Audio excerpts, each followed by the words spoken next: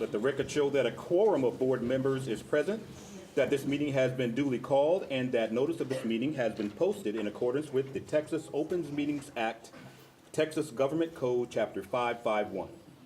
We will start by saying our Pledge of Allegiance, if you would join me.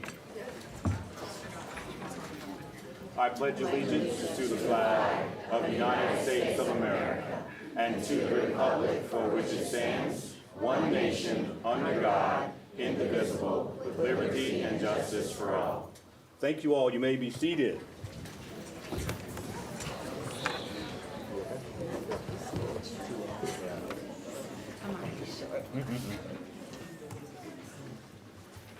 We will begin with the roll call of members that are present. Mr. Esteban Cerda. Here. Ms. Felicia Moody. Here. Dr. Maria Douglas. Here. Mr. Sean Glovier. Here. Ms. Debbie Villagomez. Here. Daryl Owens is here, and Ms. Maria Cruz Perez is on her way.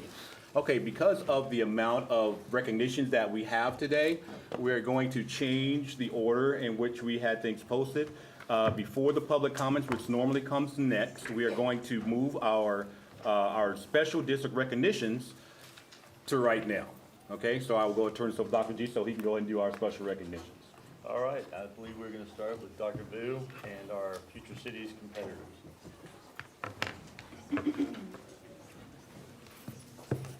So we have many families here tonight with students who participated in the Future Cities competition. For those of you who are not familiar with this particular program, the students are given a problem and they have to build a city in response to that problem. So for example, this year they had to build a city that floated on water. They have to use recycled materials, they have a budget, and then judges walk around and ask them questions. I came here today because we had 3 campuses that participated, and Cannondale ISD swept the competition. So in junior high,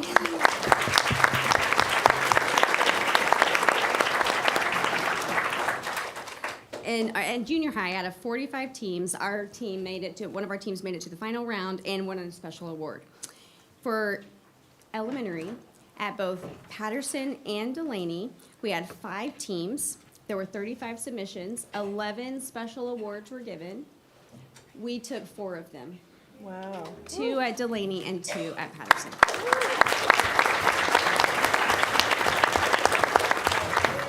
So I'm going to invite the teachers down to introduce the individual students and tell you more about the individual campuses, but I just had to get up and tell this room full of people that our students are amazing and are doing amazing things. So I'm going to start with the junior high, Ms. Hamilton. And Ms. Bruce.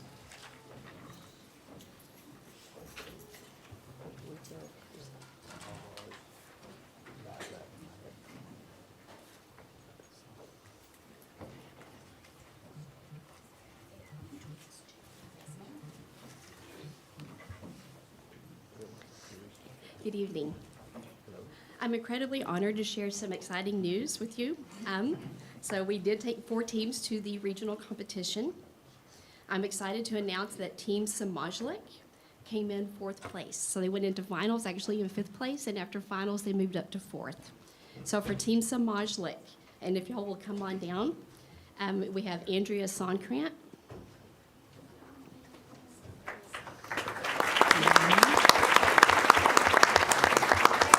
Genesis Parada, Cohen Edwards, Lizea Robinson, Caleb Sanchez, Jonathan Lara, Ashley Sonkrant, Moose Riley, Emma Jester.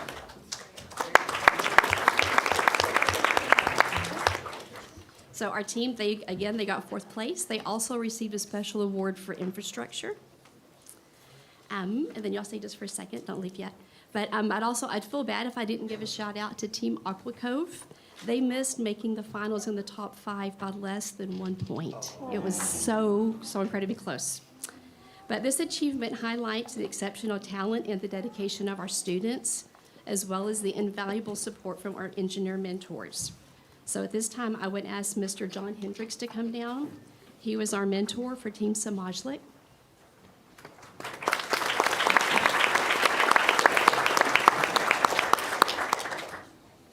The junior high competition is very different. We have to have a mentor to actually compete.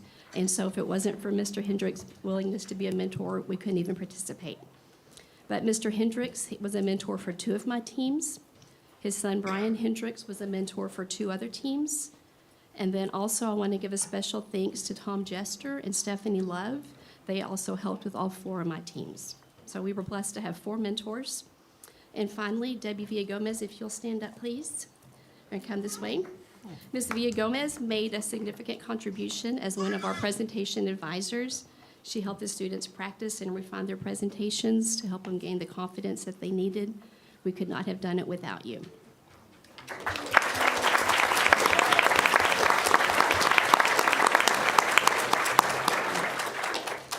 So finally, I'm immensely proud of all of our GT students. They participated and they represented Kennedale Junior High so well. Congratulations, Team Samajlik, and all the future city participants for their outstanding accomplishments. And in the words of Dr. W, it's a great day to be a Wildcat.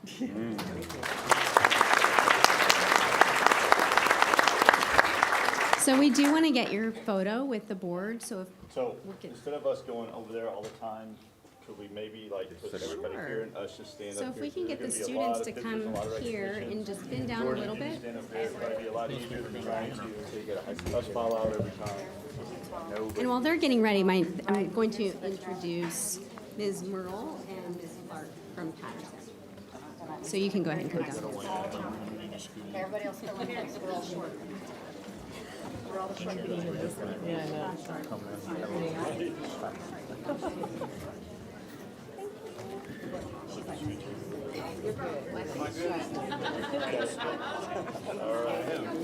did the work, I just did it.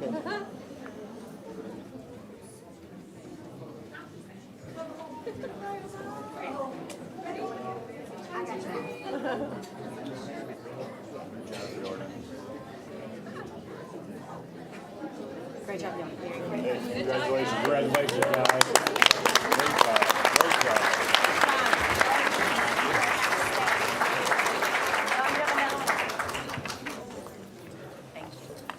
Get a picture of a picture because of the screen. Hello, I am here to represent Patterson. I am very fortunate to be standing next to Mrs. Christy Merle. She does everything Future Cities, and I cannot thank her enough.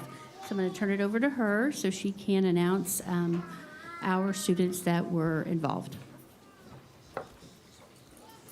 So this is my 5th year to do Future Cities, and it amazes me every year. I don't think they can ever get better, and they do. This year is especially challenging because it was floating cities, and those don't really exist yet. Their concept developed in Busan, Korea, and a couple of other places, but they're really not. They're non-existent. So we really didn't have. In years past, we've had things to research off of. We didn't this year. So I took 5 teams.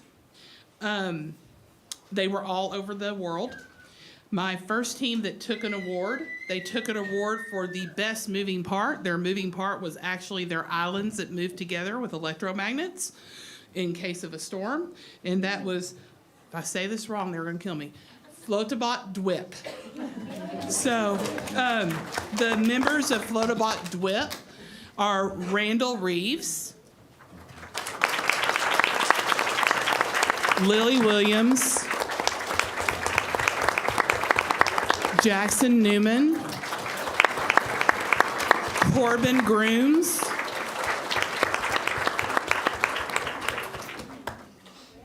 Braylon Brooks, Armand Kingra.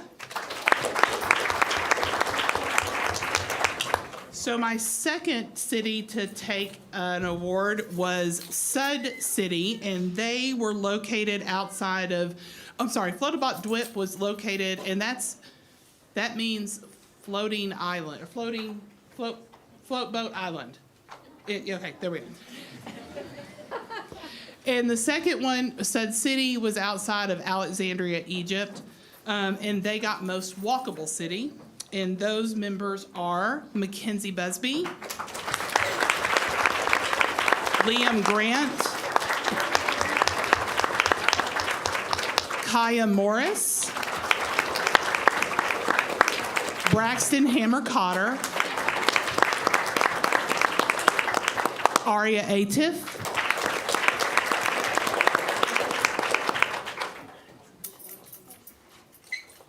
so I did bring my other kids here as well, because even though they did not get an award, their cities were incredible. I had nothing. The judges had nothing but awesome things, and in fact, the point difference was, we're talking about 0.5 difference between cities, and it was amazing. They did an amazing job. So I do want to recognize the rest of my group.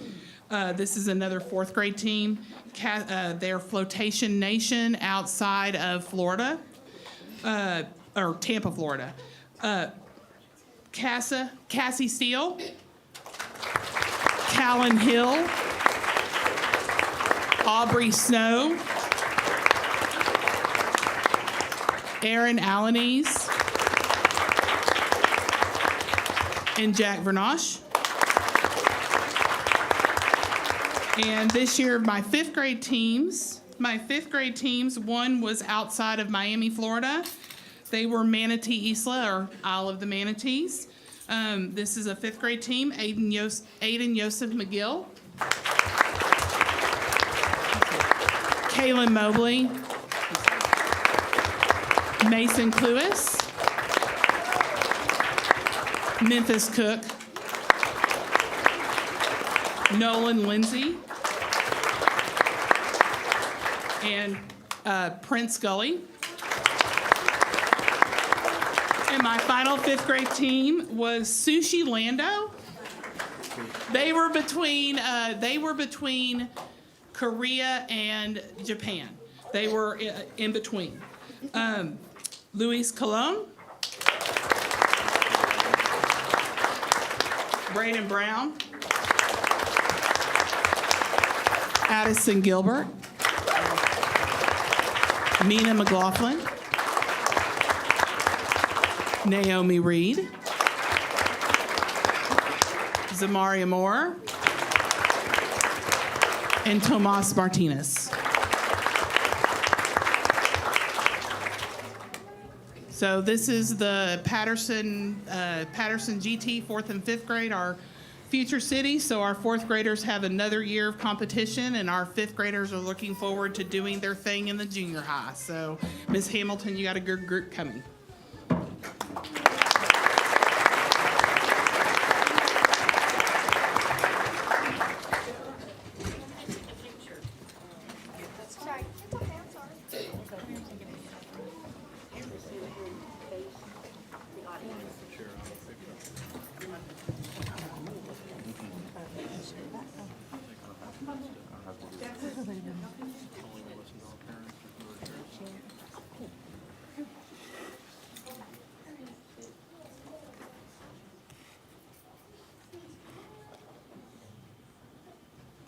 Good job, guys. Good job, guys.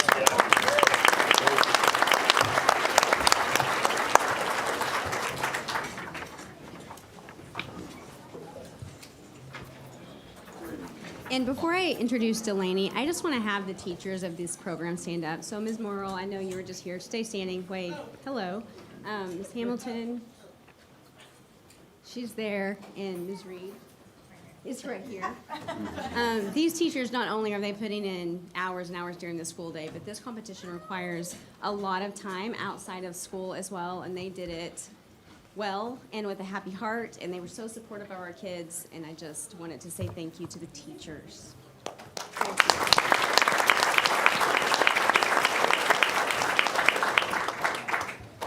I am Ms. Poore. I'm the principal at Delaney, and I'm here to recognize our future city competitors. But first, before we get started, I do want to say that we had a little situation before our competition started. The week before we started, Miss Reed had an emergency, and she had to be out of town the week prior. So if you came to our campus during CSS, while we were gone from CSS, will you please stand? There was more. Danelle Dickey. Okay. I just want to recognize the people who came from CSS to help our teams get ready for the competition. And then a huge shout out to Miss Merle, who reached out to our parents, and it just was such a team. It was the neatest thing because Miss Reed was not available. I was gone to camp. This team stepped in. Miss Merle stepped in. She did everything for us on Saturday. I zoomed in and was there, but Miss Merle handled it for both campuses. So thank you so much, Miss Merle.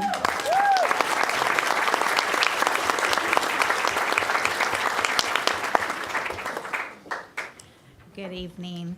I want to express my whole gratitude to everyone that stepped in as well.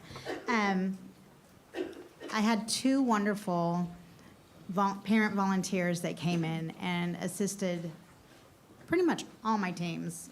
I would like to recognize them. Mr. Lance Dang, he was one, and then Mr. Flournoy, who is Dr. Vu's dad, came in and really helped my kids understand what scale was, how to make sure that everything was up to par. They were just wonderful, and I just want to put a little shout out to them because they were amazing.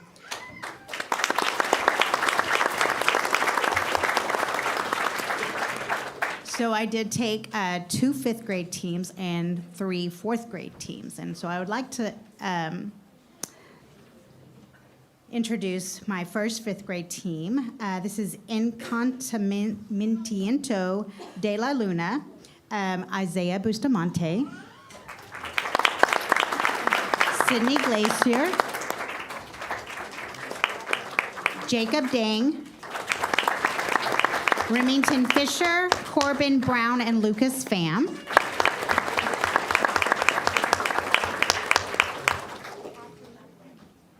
All right, my next 5th grade team, they were Jolie France. They are Tung Lam, Elena Rolls, Olivia Holzer, Ethan Trevino, and Kenyon Alexander.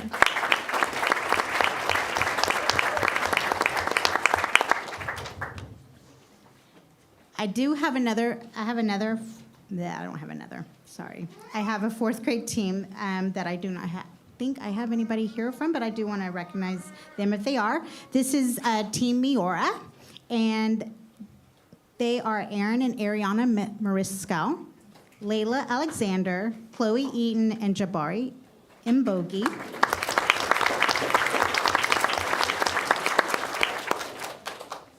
My 2 4th grade teams that won a special award are Malagasy Republic. They won a special award for Engineers of the Future, which recognizes a team for their innovative use of engineering to create a sustainable city. And it recognizes students who demonstrate a dynamic use of engineering concepts. And they are Jake Bustos, Bo Riley, Jonathan Stalker, Brantley Weaver, and Gemini Talley.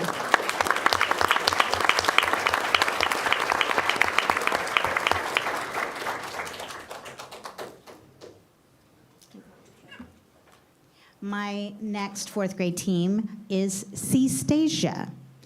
Seastasia won a special award for the best green design, which means their city design demonstrates excellence in sustainability and resilience, and it recognizes designs that use smart grid technologies to deliver electricity efficiently and reliably.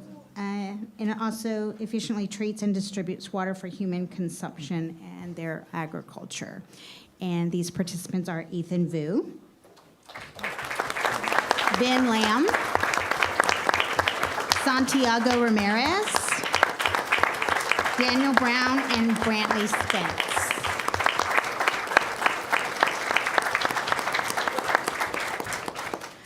These are amazing teams in front of you. I think they have done an amazing job, and I really have appreciated all their efforts in Future Cities.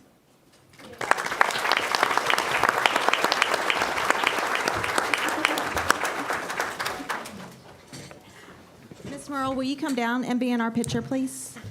And Miss Dickey and Dr. Vu, will you be in our picture, please?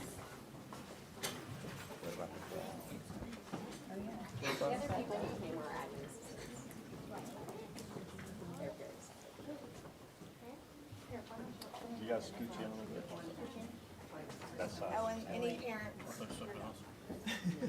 Probably too. Yeah, I think you should go this way. Are you sitting on us Slide on the left, screen? slide left, Yeah. slide left. The board, otherwise you're always in front of me. Is that better? Yeah. Are we good? She's like, you ain't good enough.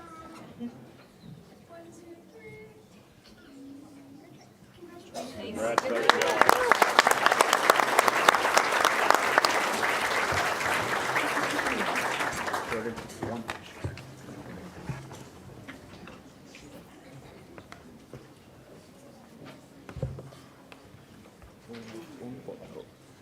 Miss Bruce, Miss Lockwood. Just junior high.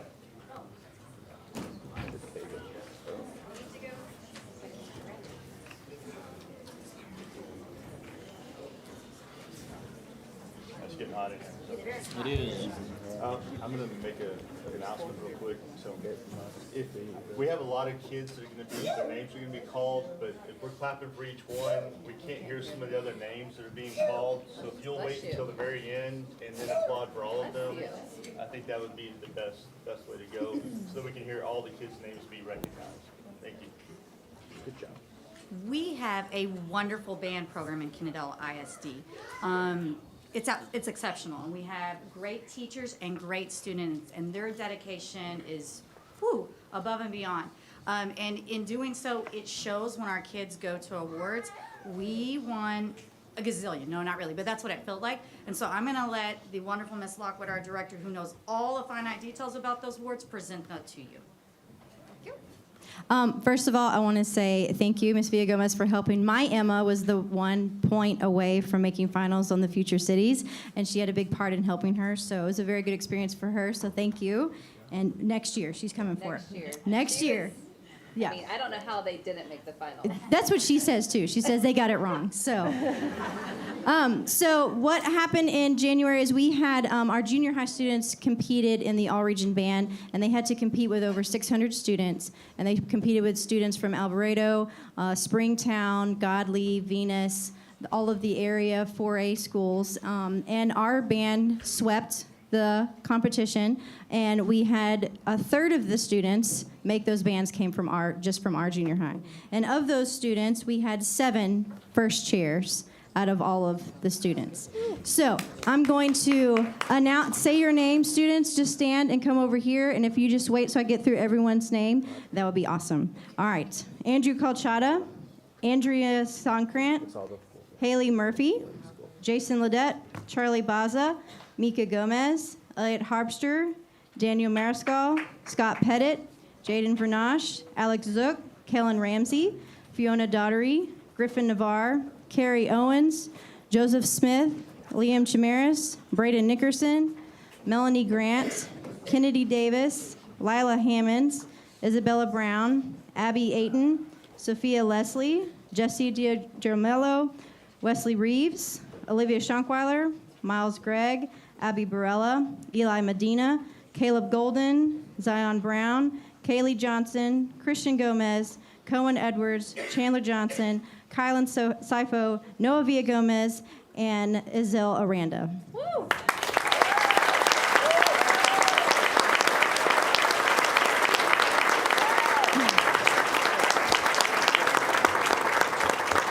So all of these students, this is a UIL, so they all have patches that will go on their letter jacket for this event. So that's the level that these students are performing at. All right, guys, let's take a picture.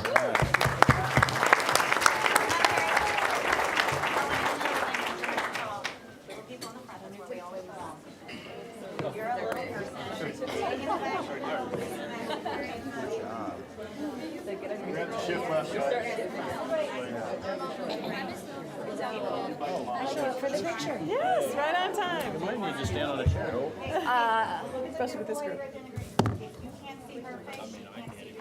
I know. It's actually, you can't see the camera. I will stand up on the chair. We're trying to save you. Let me stand up on the chair. Hold on. Yeah, go up there. Okay, I'll There's go. room for little people. We're in the front. There's room for a little.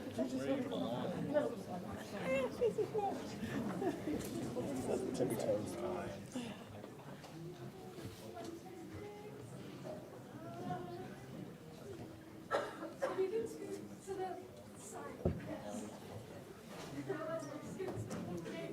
Carrie's awesome hair.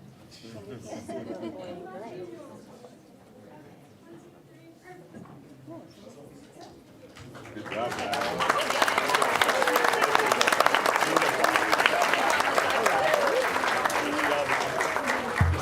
We need a box. I need a box.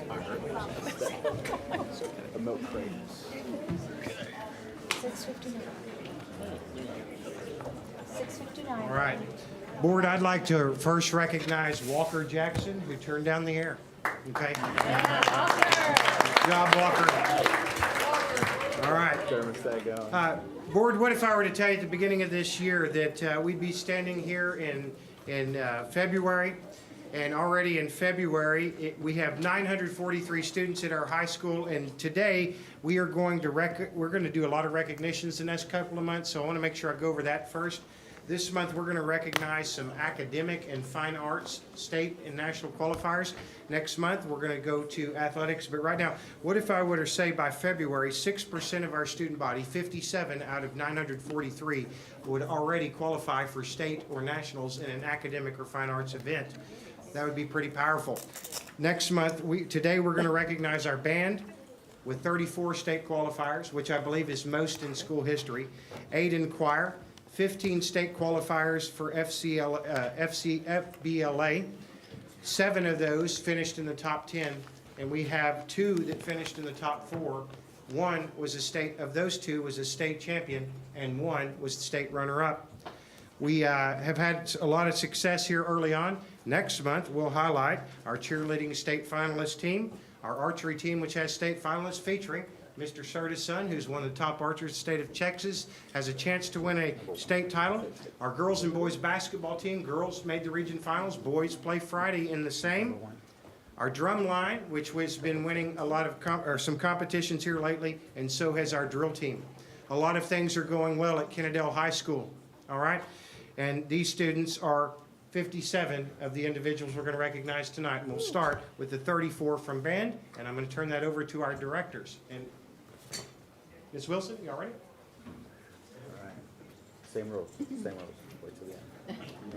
Same rules. Same rules.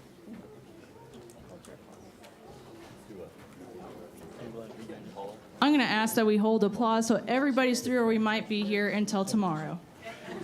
So we had 34 qualify for state solo and ensemble, which will be May 24th. So they graduate from high school and then get right back to campus and go to Pflugerville with me.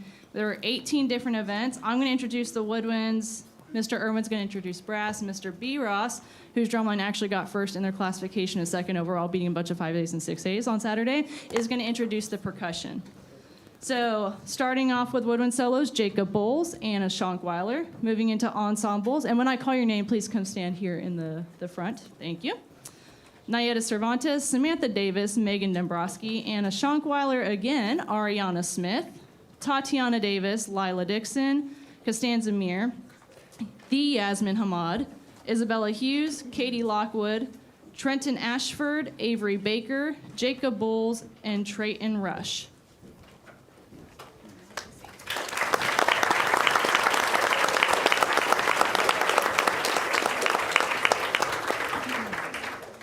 And for the brass section, we had 1 soloist, Ahmad Cannon. Brass ensembles, Kamari Beasley, Mia Constantine, Ahmad Cannon again, Hudson Knott, and tuba on quartet, we had Aaron Bustos, Elijah Doan, Brian Guzman, and Walker Jackson.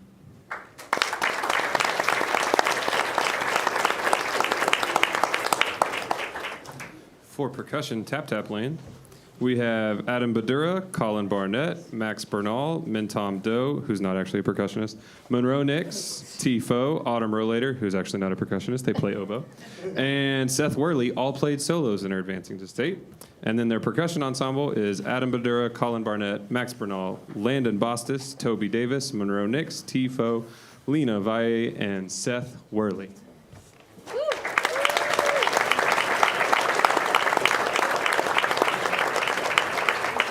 And I'm very quickly going to go through the 26 kids that did get a first division on their solo or ensemble.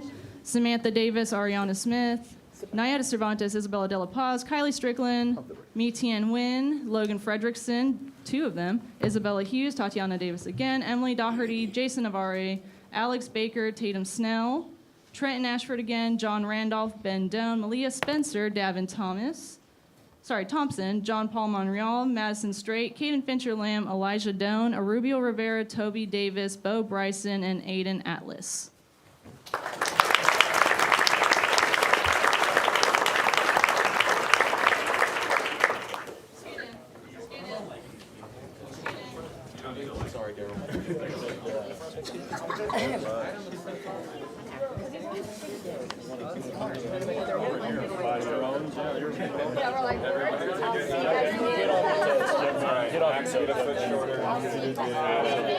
Sorority pose, guys. Sorority pose. If you can't see the camera can't see you. Well, they're not, but they can't see it. We cannot. Get a little shorter. I'm on tipping toes. On the table.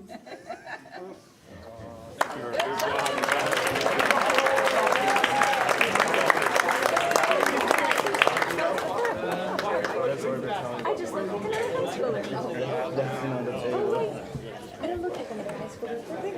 All right. Everybody, we are going to invite our choir director, Mr. Matt Skank, up. He's going to not only recognize our 8 state qualifiers from the choir program, but also they are going to sing to you. They're on state qualifying ensemble. Is that correct? Good evening. Thank you for having us. This is our state ensemble, which we took about 3 weeks ago to our state solo and ensemble competition. And I'm going to recognize them. If you would just raise your hand, because we're going to perform after that. Grayson Marcus, singing tenor. Isabella Hughes. Caitlin Greenwood. Samantha Castanueva. Lakin Lacey. Hunter Hughes. Elijah Doan. And Mitchell McBroom is our other tenor, but he could not be here tonight. But I will be filling in and doing my best tenor impersonation. We also had three soloists that made our state competition, and that would be Elijah Doan, Isabella Hughes, and Mitchell also made state solo qualifying in May. So we're really excited. We're going to perform "Weep, O Mine Eyes" by John Bennett.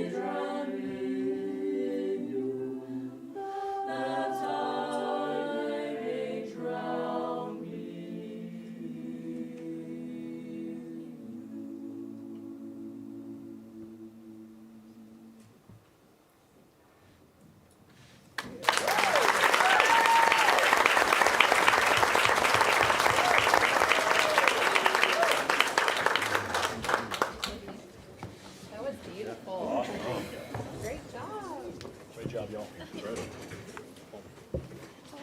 Short. Look, I can just get up here and can you see me?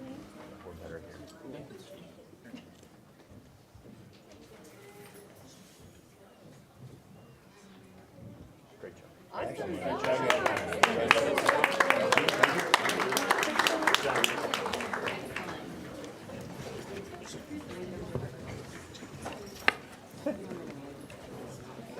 Need a break. Look, I need to move my car brake. I know we had several people who won already. You have more recognition? FBLA. Okay.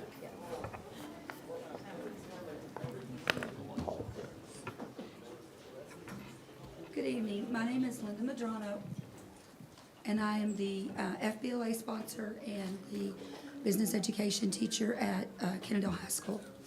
This is my first year as the sponsor for this amazing group of students that I'm about to call.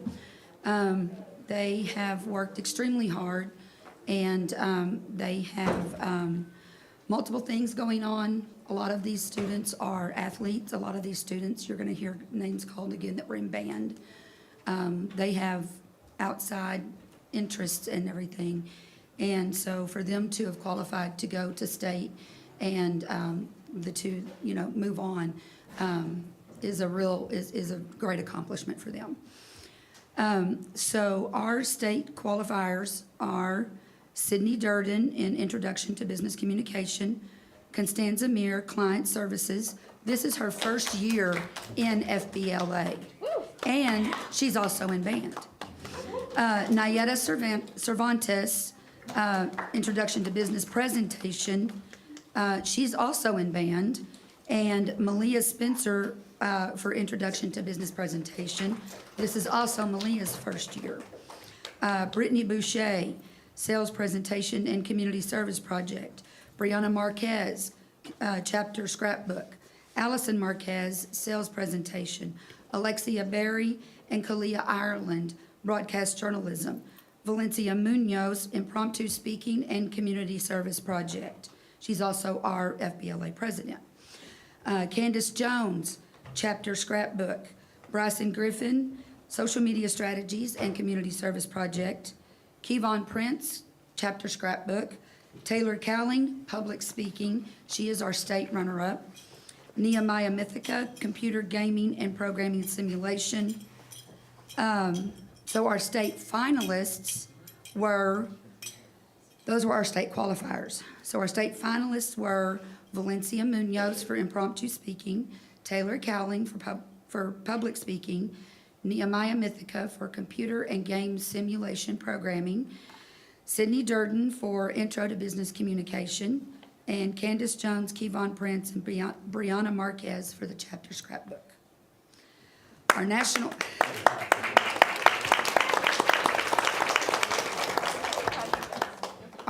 qualifiers are Nehemiah Mythica, first place in computer gaming and program simulation. So he is the state champion. He took state. And then Taylor Cowling for public speaking was second place. So she was a state runner-up. They will both be going to nationals in June out in Anaheim, California. I was going to ask when. June 29th through July 2nd. That's awesome. Anaheim, California. Anaheim, California.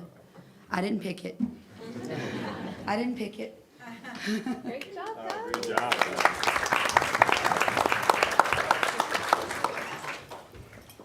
Come on, Candace. Come on, Keegan. Come on. Okay, I go in the corner. I just peek in.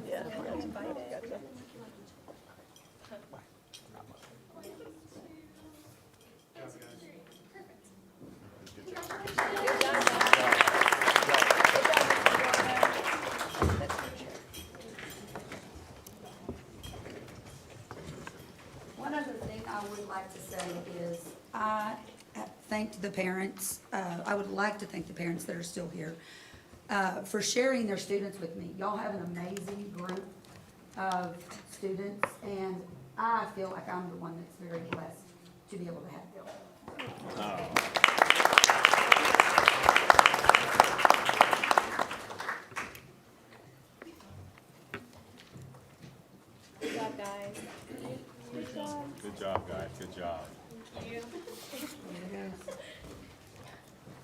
Thank you all for coming.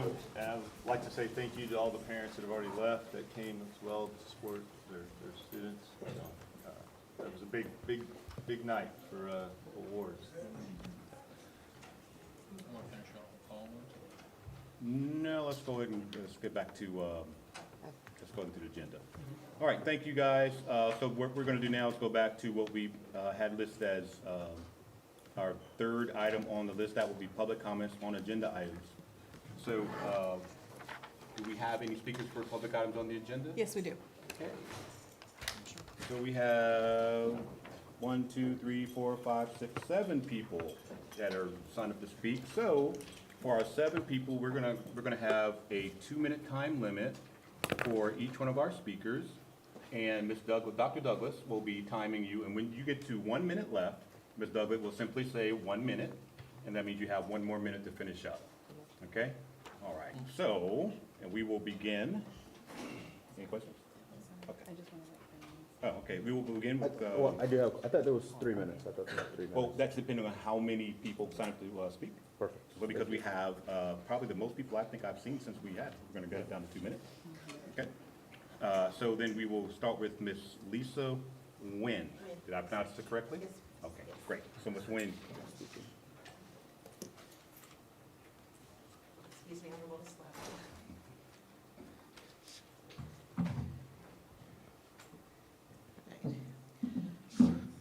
I'm a teacher, but I don't talk into a microphone, so. I am here to talk about the calendar options that y'all have had put in front of you. I came to the last meeting, and we talked about the 3 different options that we had all voted on. When I looked at the pie charts, I saw that the majority of the parents that answered the survey did not want the 4-day school week, if you added up both of the other sections there. And my main concern as a parent of a special ed child is I have a 14-year-old who cannot be left home alone. And I bring her here because this is the best place for her, this district. She's been here since she was 3. She is 14, she's in a wheelchair, she wears diapers. Can't find the YMCA or the iZone to take her, can't find childcare for her. Having her not have the ability to come to school on that 5th day, in my mind, denies her FAPE, the free appropriate public education. Because she and her classmates, they need that 5 days. They regress, I can't speak for the others. My child regresses when she has a long break. It's hard to come back from spring break for this population of children. And I want to keep this really quick. I want to end with a quote from Mahatma Gandhi. He said, "The true measure of any society can be found in how it treats its most vulnerable members." This group of kids are the most vulnerable that you've got in this district. They're the ones that they're not going to have extra time with their family on that 5th day because a lot of their parents are working. They don't have appropriate childcare. I have my older kids at home on some days that can help me out, but I work, I teach at another school, my husband works 5 days a week. So having the 4-day-a-week calendar extends the day for these kids. It's already a long day for some of these kids. My child is about a 2nd grade level, in the 9th grade. And it extends the day, it wears them out, and there's not really any benefit to this particular population. And I'd like to see the district either not approve the 4-day schedule or consider this population in offering something for them. The iZone, the YMCA, those are not options for families like mine. So, thank you very much. Thank you, Ms. Nguyen.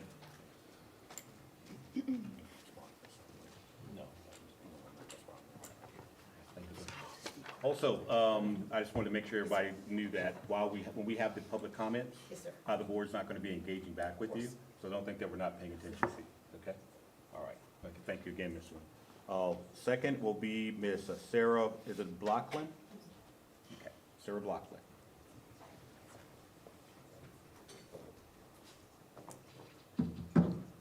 Hello, good evening, board members and Dr. G. My name's Sarah Buckland, and I have a daughter who is a sophomore at Kennedale High School. She's involved in cheer, yearbook, AP, honors, and on-ramps classes as well. Her workload this year, to say the least, has been extremely challenging. She has multiple late nights every week trying to complete homework assignments and preparing for exams. This does not even account for the late nights spent doing her extracurricular activities. She and I both feel like going to a 4-day week would help her better manage her workload, her grades, and her stress by giving her an extra day to complete assignments and study and rest. Thank you for considering a 4-day school week and supporting what's best for Kennedale schools kids. Thank you. Thank you, Ms. Blockland. Okay, next we'll have Ms. Vanessa, is it Cranter? Crowder, okay. Like crouton, but crowd. Okay, thank you. Sauerkraut. I apologize for messing up your name. Not a problem. Good evening. Good evening. Thanks for having us here. I am speaking today on behalf of Jordan Lawson. I have a quick message from her. She's the vice president on the PTO at Delaney. Maria and Debbie on the school board know her and live in her neighborhood, and she's also Facebook friends with them. She's reached out to share her concerns with them, and I'd also like to voice my concerns as well as a parent. I fortunately have a child who's not special needs, who is very highly active. She likes to engage with people, she likes to do things, she likes to be with her friends, and in a social setting, it's better for her to have a 5-day schedule, as well as for parents. Childcare is hard to come up with. You know, we work 5 days a week. It's hard to, if we don't have the backing of family, to come up with another day of childcare. You know, I strongly discourage the board to vote yes on the 4-day schedule. So that's what I have to say. Thank you, guys. I appreciate it.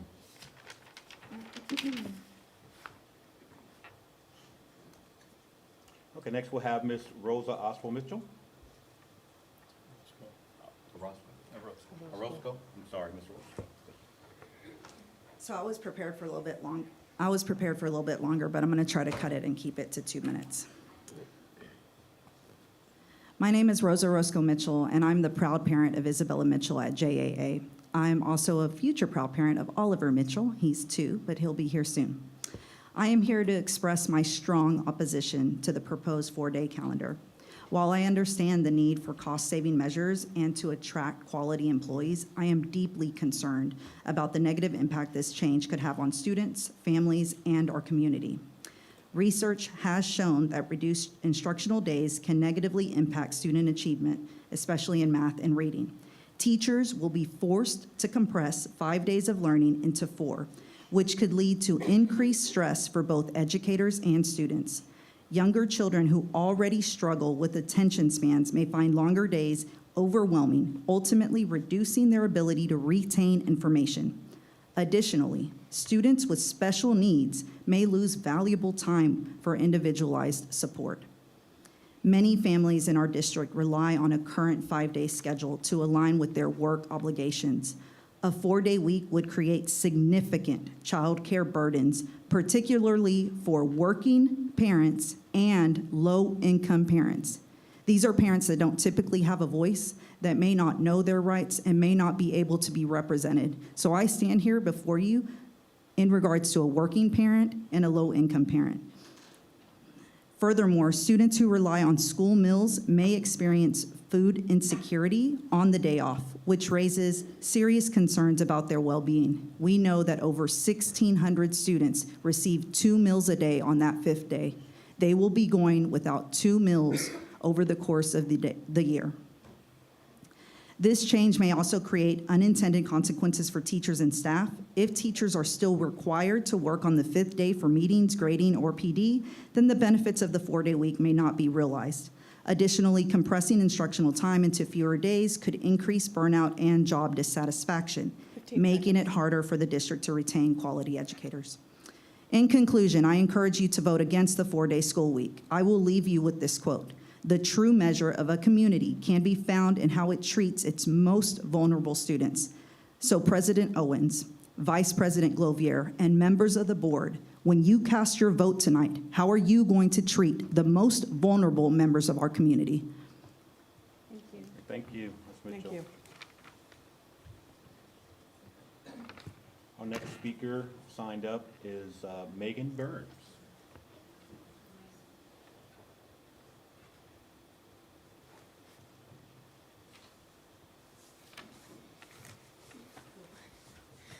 Good evening.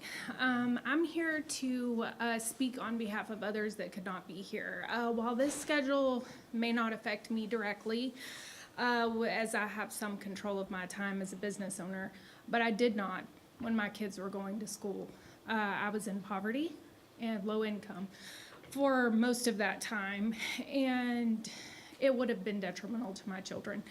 But I'm speaking on behalf of those children that are underserved, that don't have the meals that they need, that the parents don't have the income to miss work or to rearrange their schedule.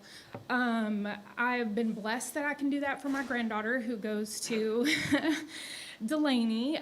So I am blessed to be able to do that and rearrange my life, but I couldn't even rearrange my life to go to my kids' events, to their class parties, to anything. And so my adult children, that's all they remember is I was there for the important stuff.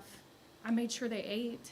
I made sure that they had whatever they needed, but I couldn't be at the school. I couldn't take off work. I was a director of nursing and I couldn't take off work. I couldn't be there. And I just know as an underserved parent with underserved children that the effects that it has on those kids. To miss that extra day, to not have those meals, to not have that support, to maybe not even somebody. I have a daughter that works with special needs children. She says, Mom, I tell them every day, I love you, because they don't hear it at home. She takes care of them. They come back, their G-tubes are crusted up and not taken care of from them being at home. At home. She takes care of them while they're at school, 5 days a week. So I'm gonna leave it short. Thank you guys for your time. Thank you. Thank you.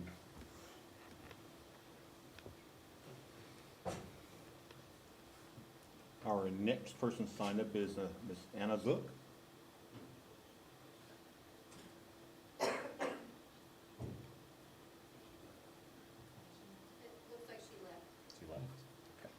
All right, then we'll go to our seventh person signed up, and that will be Andrew Malkowski.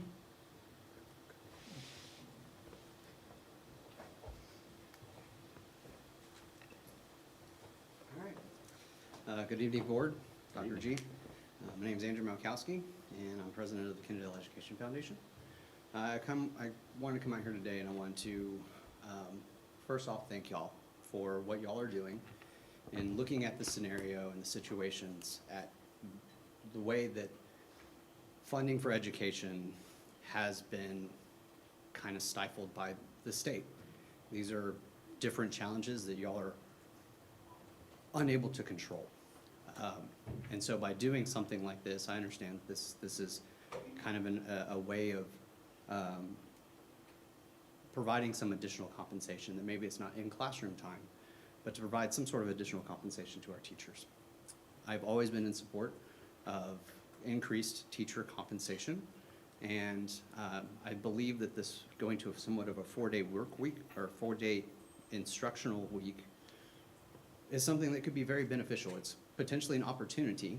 I know one of the years that I served on the District of Innovation Committee, one of the comments that we had was that maybe we should reduce the number of instructional minutes each day to give the teachers more time to prepare, to give the teachers more time to engage with their parents, to do more things like prepare newsletters and things like that to increase that communication.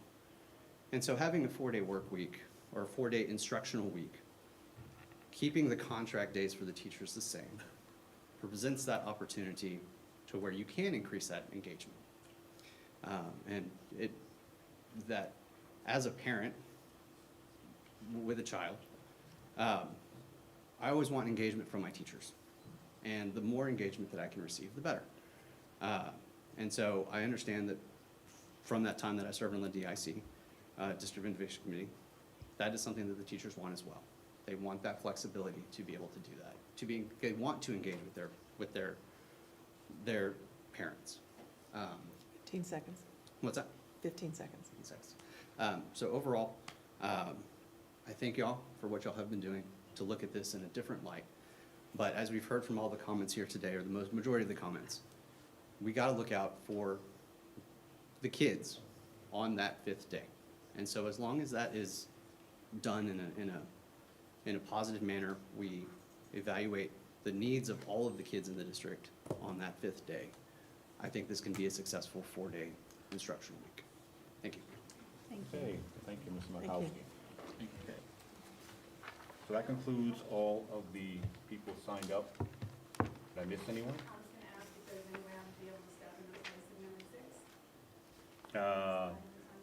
No, but I will allow you to come sign your own name. I'm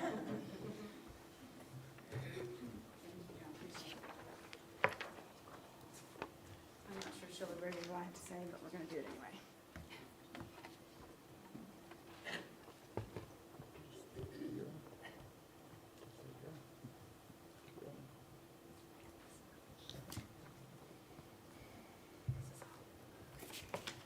It's okay, Good evening, Dr. G and board, Dr. Douglas. I've got many school friends that I've made over the years in this district. My daughter's a senior this year, so it doesn't apply to me. My name is Julie Hughes, for those of you that don't know me.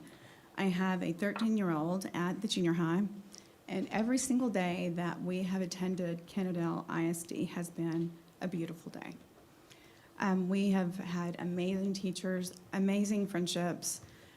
We've had excellent principals.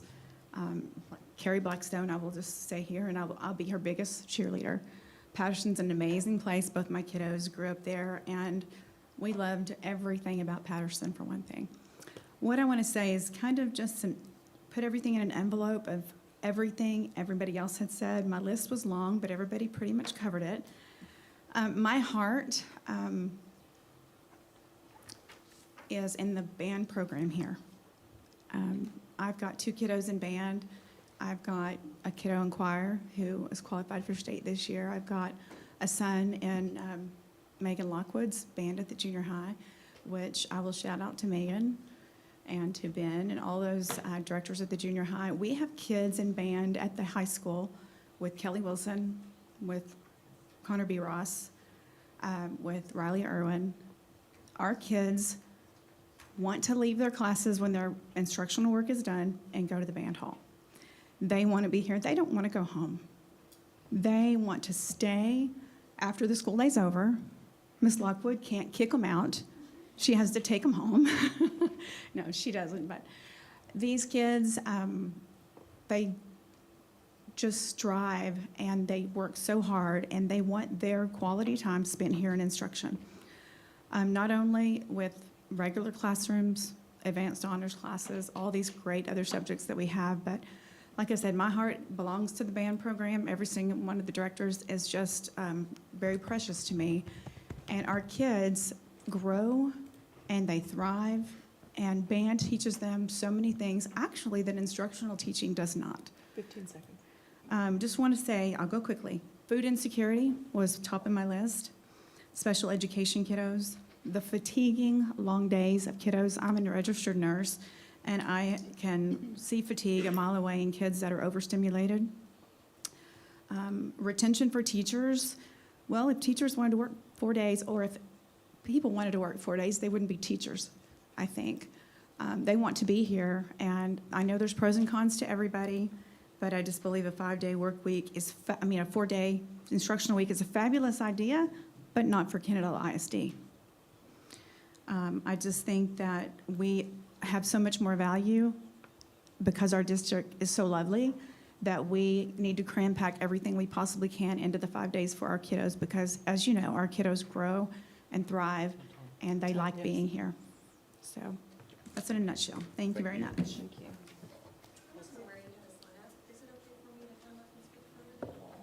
Is that one? You opened it up. Okay, so I will allow one more person. You can come. You will have 2 minutes, and after the speaker, then we'll move on to the next section of the agenda.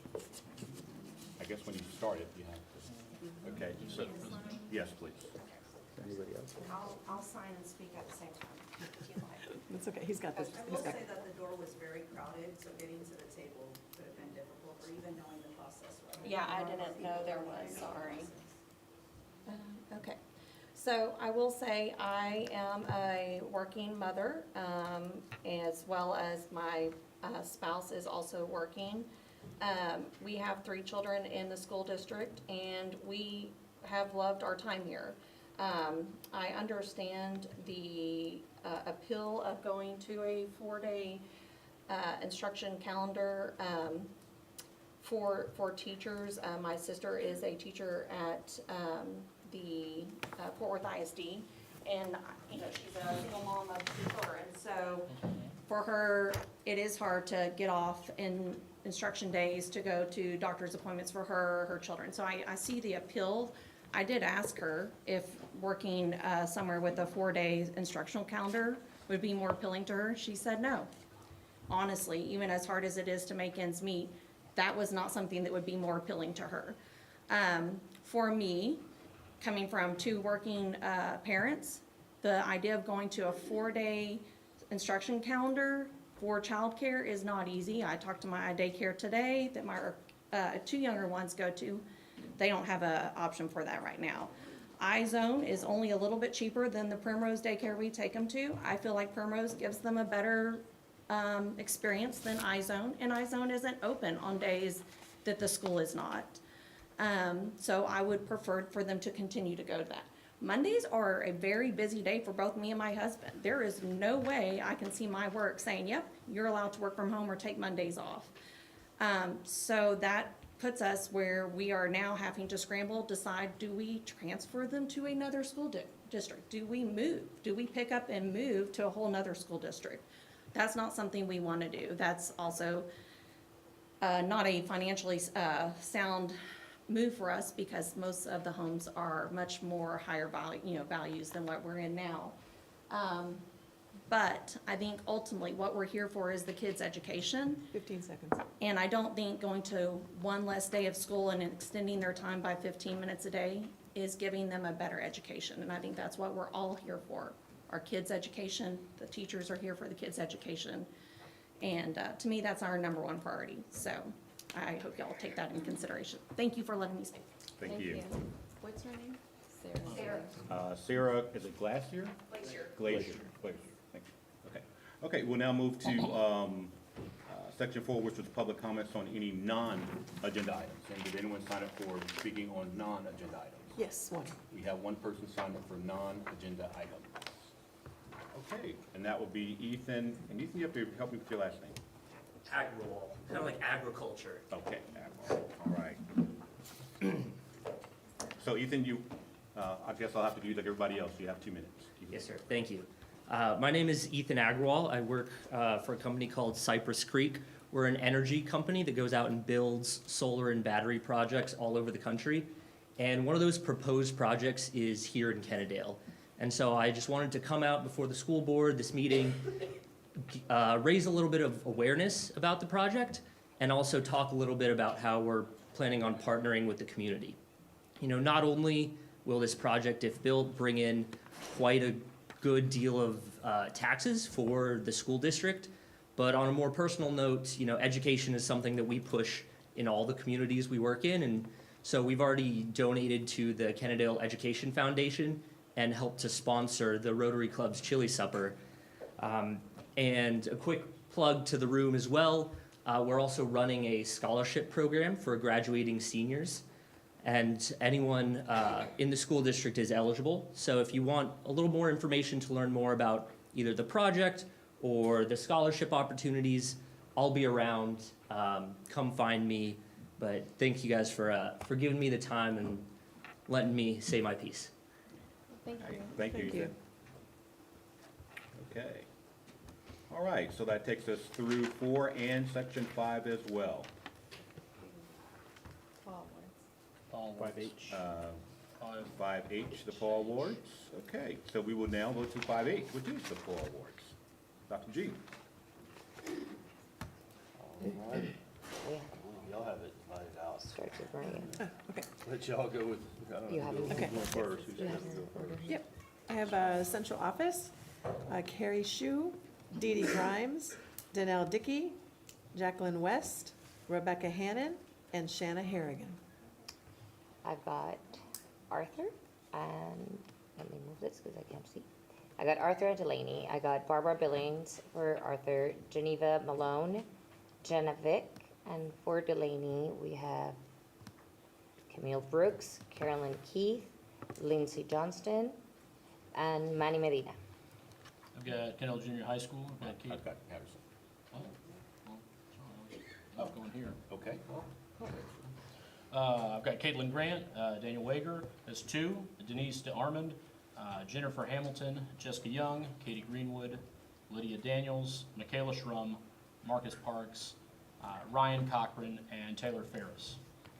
And for our Patterson, it's Amy, is it Hutzenrocker? Hutzenrocker, thank you. Okay, Demisha King, Gail Haskins, Colby Seifel, Officer Reed, Rachel Parker, and Shelley Sherman.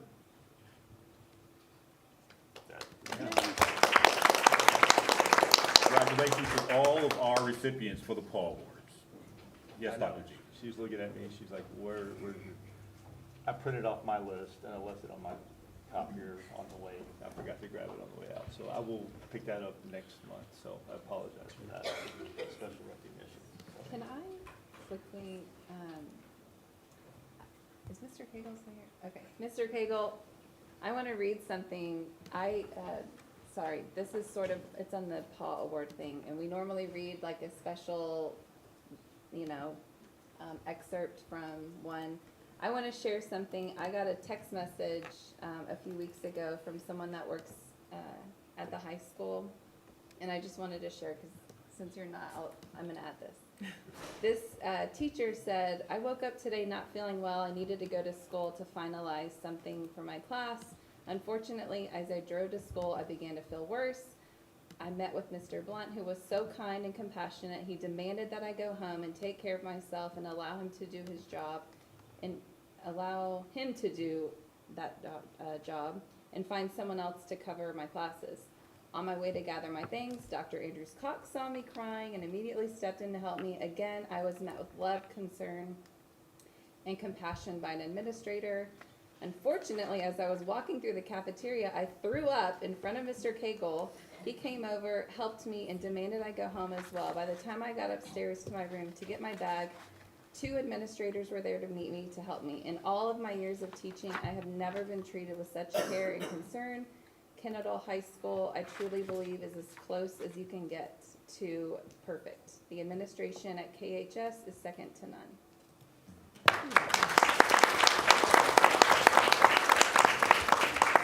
I wanted to share that. It was, yes, a great job. Awesome. All right. Well, then we'll move to section 6, which is our consent agenda. So all items listed under this subheading will be adopted with one motion unless they are removed from the consent agenda by a trustee for discussion. And I have not received any such requests, so I will entertain a motion.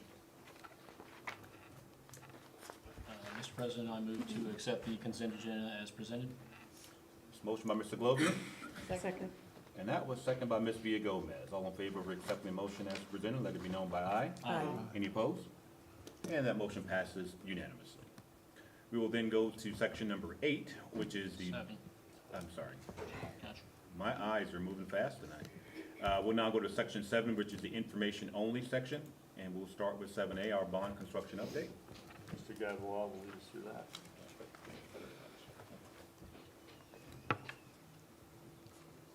Good evening, board members, Dr. G. I always get to follow so much fun stuff. What a great night at Kennedale. It's good. Let me bring you up to date. There is exciting stuff happening on the construction front as well. We'll talk you through the various projects. You know what's going on around the district. We'll start with the roofing. And I know I've said this each month, but I really feel like we're pretty close on these things. We've pretty much done the punch list on the roof at the high school. The contractor's addressing some issues. The biggest one was some flashing around the HVAC units. We've got about 75% of that done. But with cleanup, miscellaneous stuff, we hope to be pretty much off that campus in the next week or so. We've got some condensate issues sneaking up on us. We've got a few little tweaks we're addressing here and there where they come up, but the list is getting smaller and smaller.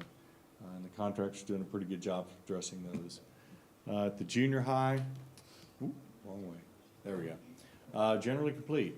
Hope to be done this week. The only thing really remaining, other than some minor punch list issues, are some scuppers that we're installing. You can see on the top roof there, we've got just a little lip where the border nailer board was just a wee bit high, so we're putting in some small scuppers around the campus. But that work started yesterday, and we hope to wrap that up this week. So we'll be out of there. Of course, Patterson is done. We've addressed most of the punch list items on that campus. We're waiting, as with all the projects, when they wrap up, one package that includes all the warranty information, closeout documents for the roofing projects. There we go. Had an exciting first break. You guys take a break in February, which we decided to take advantage of. We talked about that at the last board meeting. We actually, without the helicopter, sorry about that, we did replace 63 of 63 units at the junior high campus. Got those started up, had a few minor issues with some of those. Contractor jumped on them and addressed those.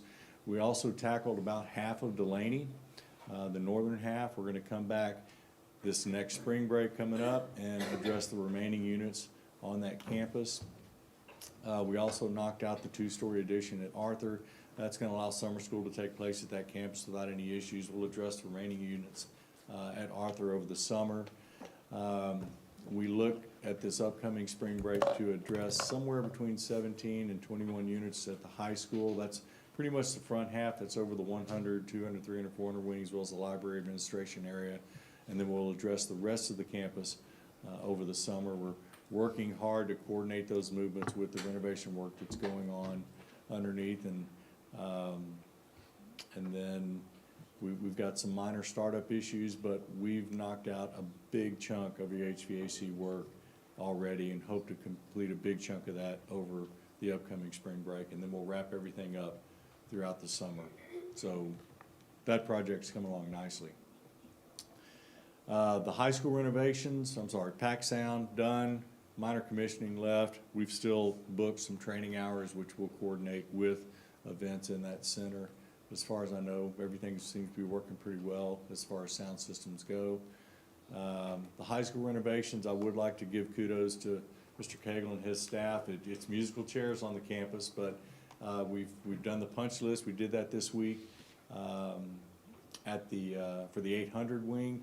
You can see the finishes, how they're coming along. I know you guys are gonna miss the baby blue tile in the bathrooms, but I think the new look really sets the mark for bringing this facility up to date, as well as tile in the corridors and that type of thing. There's a lot of foundation work and underground utility work taking place where the culinary addition is going to go, as well as the fine arts storage facility behind the PAC Center. Activity is going well. We found some surprises, found some sewer lines that weren't where they were supposed to be and not really as deep or as the right elevation, but we've addressed that, moving along, plowing through that, and getting that work done. At the junior high, we've got underground utilities going in. We've started the drainage improvements, a lot of grading, the detention ponds going in. We should be addressing all of the concerns that have been addressed over the last year or two with the residents that are contiguous with the campus. We're controlling all of that runoff on your campus and directing it to the floodplain in the back. So that project is coming along nicely as well. And then at the central warehouse, it's taking shape. We've got drywall going in. We've got the loading dock being constructed. You can see the little office area that's constructed there. The cooler freeze will be coming in shortly, but we've got the topper slab in there. You guys haven't been in there, but you remember it used to be wooden floor. It was a gym floor in there. Took it out, and all the little retainer clips in the concrete were there. We had to strip those out and put a topper slab, which puts most of that facility all on one elevation now. Restrooms are getting addressed, but it's taking shape and looking really nice. We've actually, you probably don't know this, but in the top right picture, you'll see some masonry up there. There were old windows in that gym, and they took a duct tape and baling wire approach to closing those off, kind of framed it up, put some metal on it, maybe some stucco. We actually took all of that out, addressed put masonry back in to match what's there. We'll get it painted to secure that facility and tighten up the building envelope, but pretty pleased with where the central warehouse is coming along. And the completion for that is still end of March? Yes, sir. Yes, sir. Delaney, we've actually gotten into the first phase of demo. I think painting's pretty much done now. We're prepping the floors, should have some flooring coming in the end of this week. Again, it's kind of a musical chair effort there. The principals worked with us on at least 3 phases that we'll knock out before we get to the summer, and then through the summer, wrap up the rest of that campus. We've got a meeting actually this Friday to look at playground options within the playground setting. We might even be looking at how we can provide some playscapes up on the hill as well.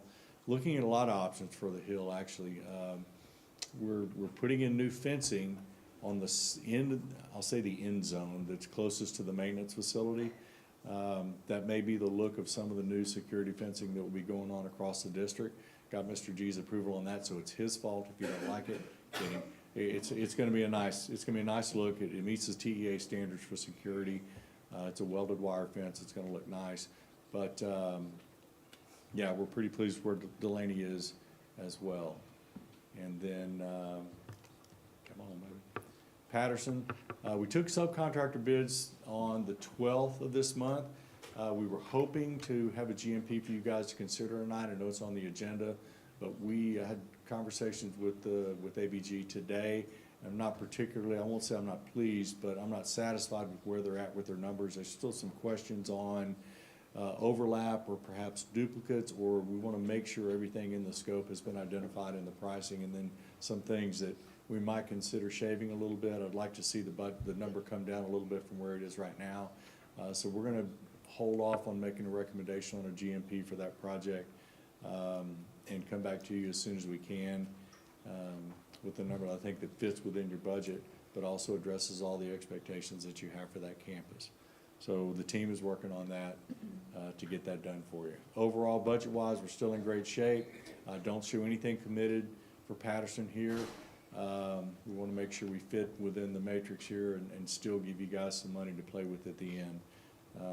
We're also working with furniture acquisition, that type of thing. But all in all, you're in great shape on your budget, and none of this includes the interest earnings that you guys have on your bond proceeds.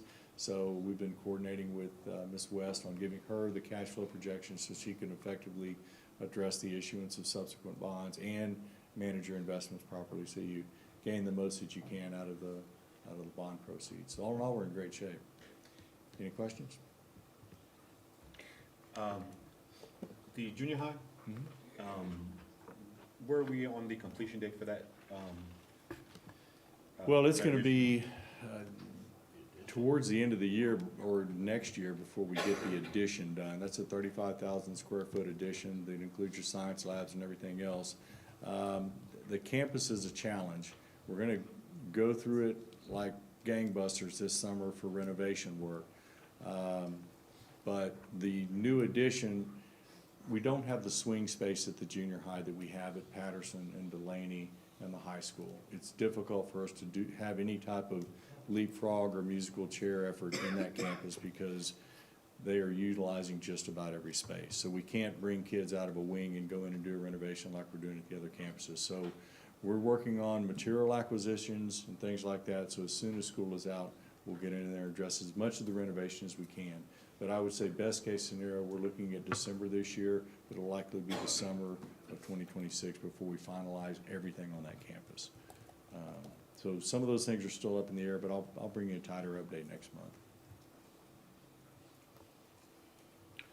Any questions for Mr. Gavois? All right, thanks, guys. Thank you.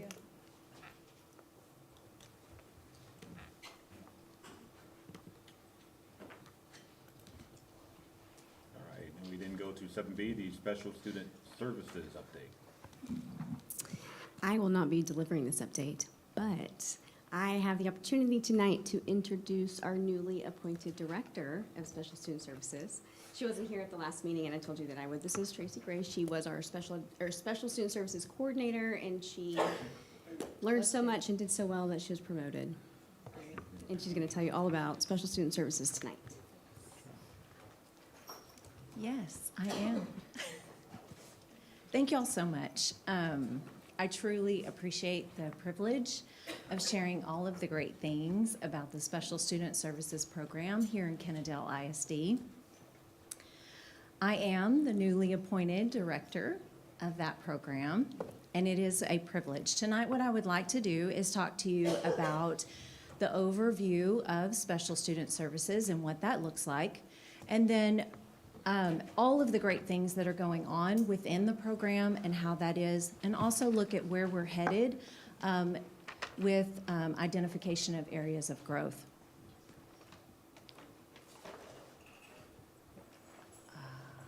Oh, good. Okay.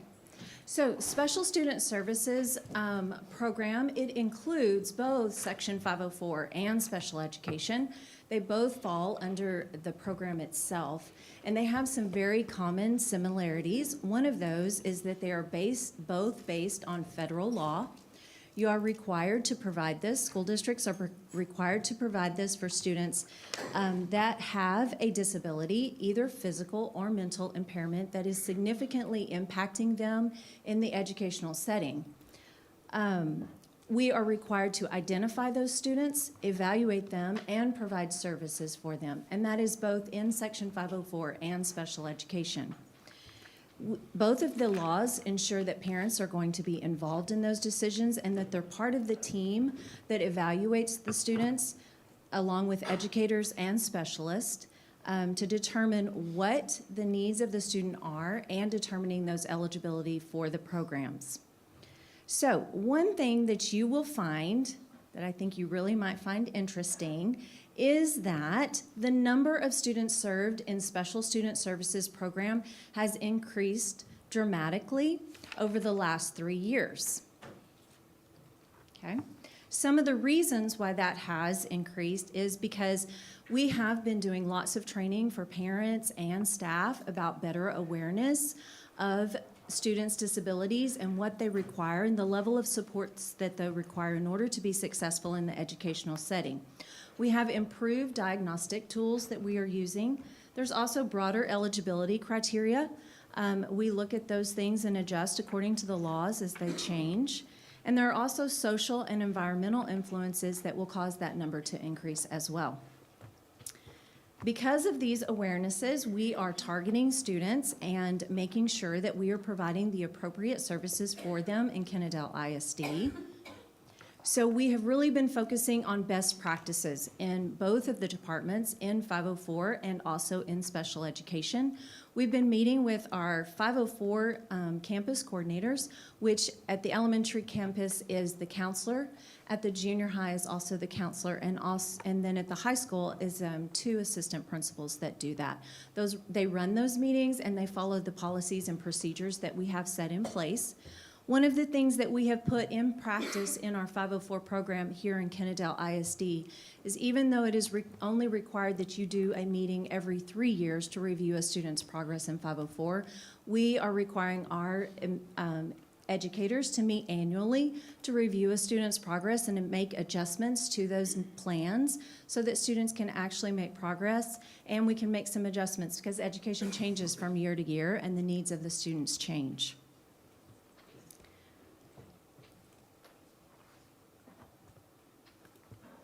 I keep losing the button. I'm so sorry. Okay, so in special education, thank you. In special education, specifically, you'll see that there is a large growth in the number of students that we are providing support to. Last year, at the end of the year, we were serving 363 students in special education. This year, at this point in the school year, we are at 432. I do want to make a note that we just finished the screeners for the dyslexia evaluations that need to take place this year. So we will be getting a large number of referrals, or we will be getting referral numbers for students that possibly could need dyslexia services, and those would be included in this count. So I do anticipate that the number by the end of the year will increase beyond that.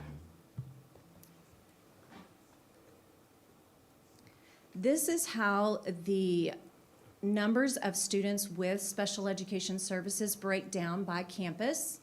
So you can see here that We have a lot of students at the junior high level, and you might ask yourself, why is there such a large population number there? One of the reasons is because about 5th grade is when you start changing. Instruction is now focused not on rote information, but is on application of skills. And so those typically impact your fluid reasoning ability, your ability to apply those things. And so we are seeing a trend in our junior high and high school of more and more students being referred for initial evaluations for special education at junior high and high school due to that. Early intervention is important, so you can see also that at Arthur, we have 74 students, even though there's smaller number of grade levels there. We do target those interventions and provide those supports and services to those students at that grade level as well. These are the different categories for eligibility for special education services, and this is the breakdown for Kennedale ISD and where the students fall. One of the things that I would like to point out is that you'll see on there non-categorical, NCEC, that stands for non-categorical early childhood. Those students are students aged 3 through 5 that we have not given them an eligibility for special education services because they are new to education. So what we do is we say we recognize that they do have a developmental delay and that they do require special education support. And then by the age of 6, those students will need to be reevaluated for special education and determine one of the areas of criteria that they would meet. One thing I'd really like to talk to you about is the growth of specific disability areas in Kennedale. We have 3 that are rapidly growing. One of those is students with specific learning disabilities. One of the reasons for that is because we are doing better about targeting interventions for students that are struggling academically, making those referrals quicker, and not waiting and allowing interventions to happen for a really long time without making much progress. We've worked really closely with our MTSS team and also with 504 as well to consider if a student is not making progress, then to go ahead and make a referral to special education for more specifically designed instruction for those students. Also, students with dyslexia services, pull-out services, those students would fall in the category of a specific learning disability because that's where that is, and so that number is increasing because of that as well. The other 2 areas that I would like to point out is the number of students that are meeting the criteria for an emotional disability. That number is increasing as well, and those students typically require a lot more support as far for behavior. So those students can receive support in a resource classroom because it's impacting them academically. They also can receive behavioral support, social skills instruction, and things like that. We also have a large population of students that are growing in the area of intellectual disability, with that number moving up to 63 at this point in the year. I would like to mention that because those are our students that require more significant support. Those are students that typically would have extra related services such as occupational therapy, speech therapy, orientation and mobility, nursing care, things like that. So it's important to note that the areas that are increasing are some of our more populations that require more support and services through special education. When we talk about special education, we always hear things like the least restrictive environment, the most restrictive environment. One thing I do want to share with you is that least restrictive environment, when you're talking about a continuum of services, you always start with general education as your least restrictive environment. A least restrictive environment for a student is not necessarily general education. Least restrictive environment is where a student can be successful. So sometimes for students, that is in an essential academics classroom with alternative curriculum. That is the least restrictive environment for them. But we do offer a continuum of services through our special education program. General education classroom, what that could look like is accommodations in the classroom. It could also be in-class support where we send a paraprofessional into the classroom to help the general education teacher and the student be successful in the classroom. It can be a special education pull-out classroom, and there's a variety of levels of that. There are resource classes where we target specific content areas like reading or math, but there are also classrooms that are self-contained classrooms where students receive the majority of their instruction in all subject areas in a self-contained classroom, and that is special education. There is a special school that we sometimes have to send students to, such as our regional day school for the deaf. That is the appropriate school to send our students to that need that, so that is a more restrictive setting. Homebound is also one of the services that we offer if a student disability impacts them and they cannot be here at school. We do send a teacher, a special education certified teacher, into the home to provide instruction to those students, and that is homebound services. We also can provide hospital residential facility. That is where we have to reach out to another school and offer to send our student there and pay for them to go there. But that is one of the, we have had to do that in the past. We do not have anyone in that current situation.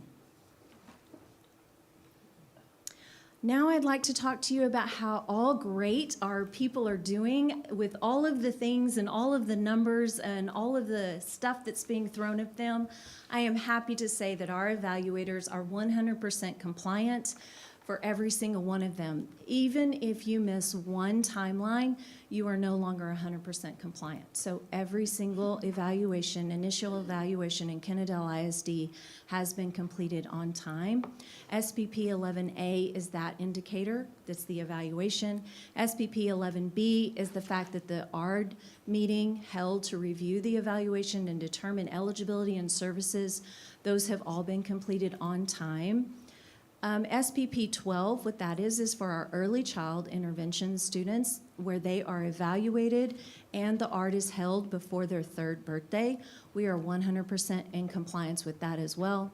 And SPP 13 is the fact that all of our students in Kennedale, what we require is at the age of 14, we start transition information, and we review that annually at every single annual meeting and adjust their goals for that. And we're 100% compliant in all of our students having a transition plan so that they will be post-secondary ready.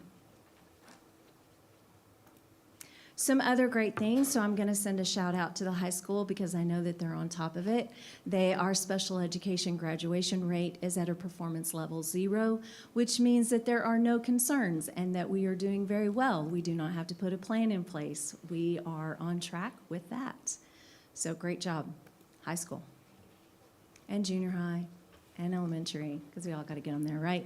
Okay, and then we're also very thankful for our special education annual dropout rate is also at a performance level 0. So maybe we want to set a personal goal of having none, but we are within the guidelines of meeting standards. Now, disproportionate analysis. This is our disciplinary removals, and this is an area that we almost hit the mark. Okay, that's why a performance level 1 means you're just right there. You have to have less than 19 for your rate in order to be a performance level 0. We have been working very closely with our Director of Safety and Security, our administrators, and our APs to develop policies and procedures to review those disciplinary removals and keep our schools safe.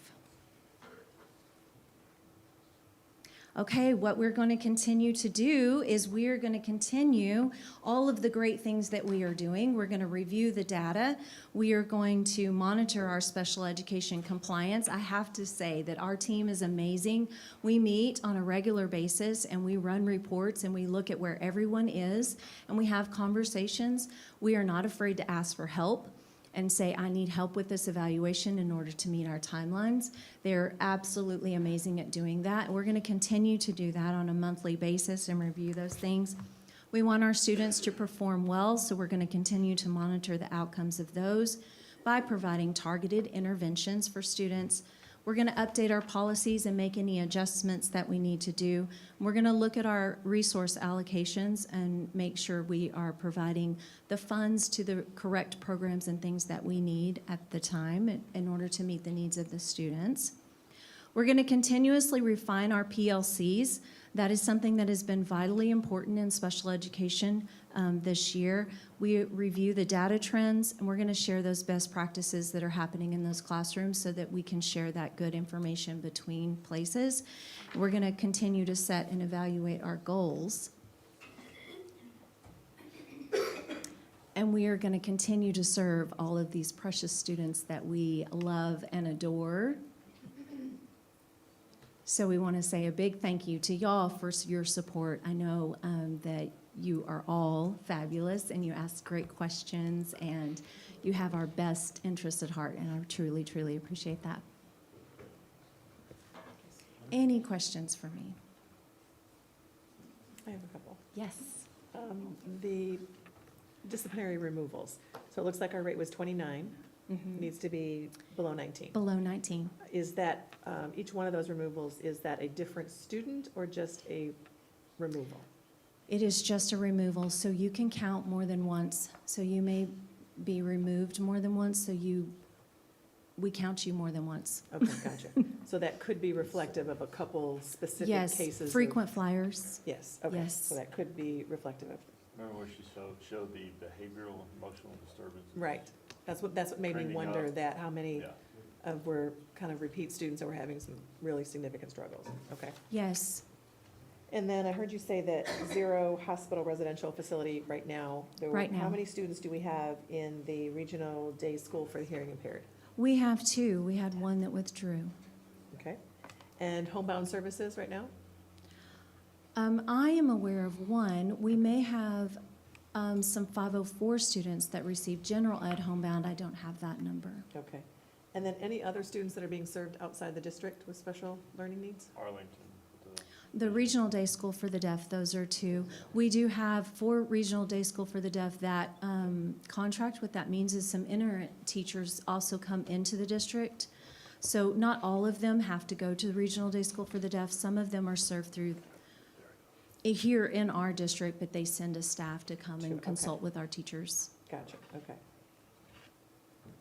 right, perfect. Thank you. Of course. Any other questions? Thank you, Ms. Gray. Thank you. Thank you.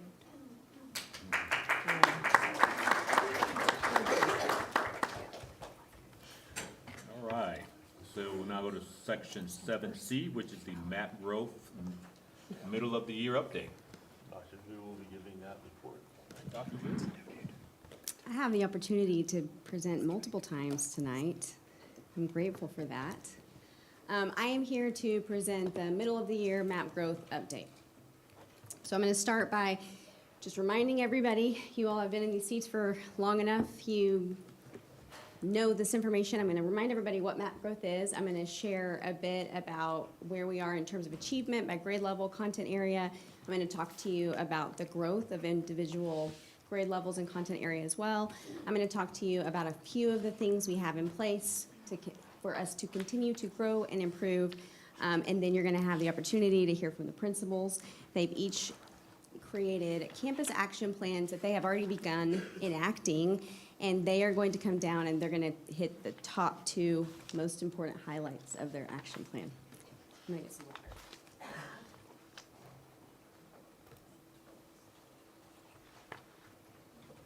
So, map growth is an assessment we give 3 times a year.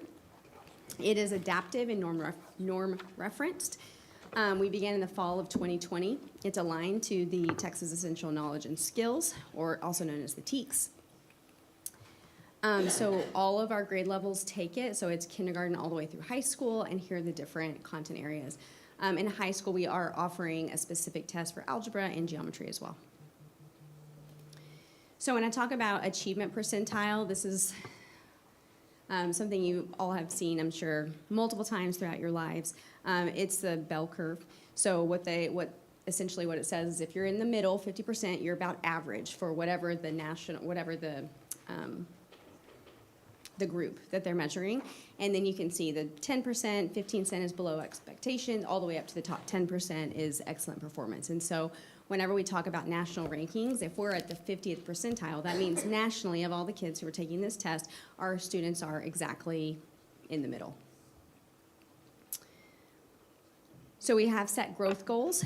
We talked about these for several years. The growth goals are aligned with The Texas, or teacher incentive allotment, where the state has set specific goals for the percentage of improvement that's expected for our teachers and their individual students. So I'm going to start with math.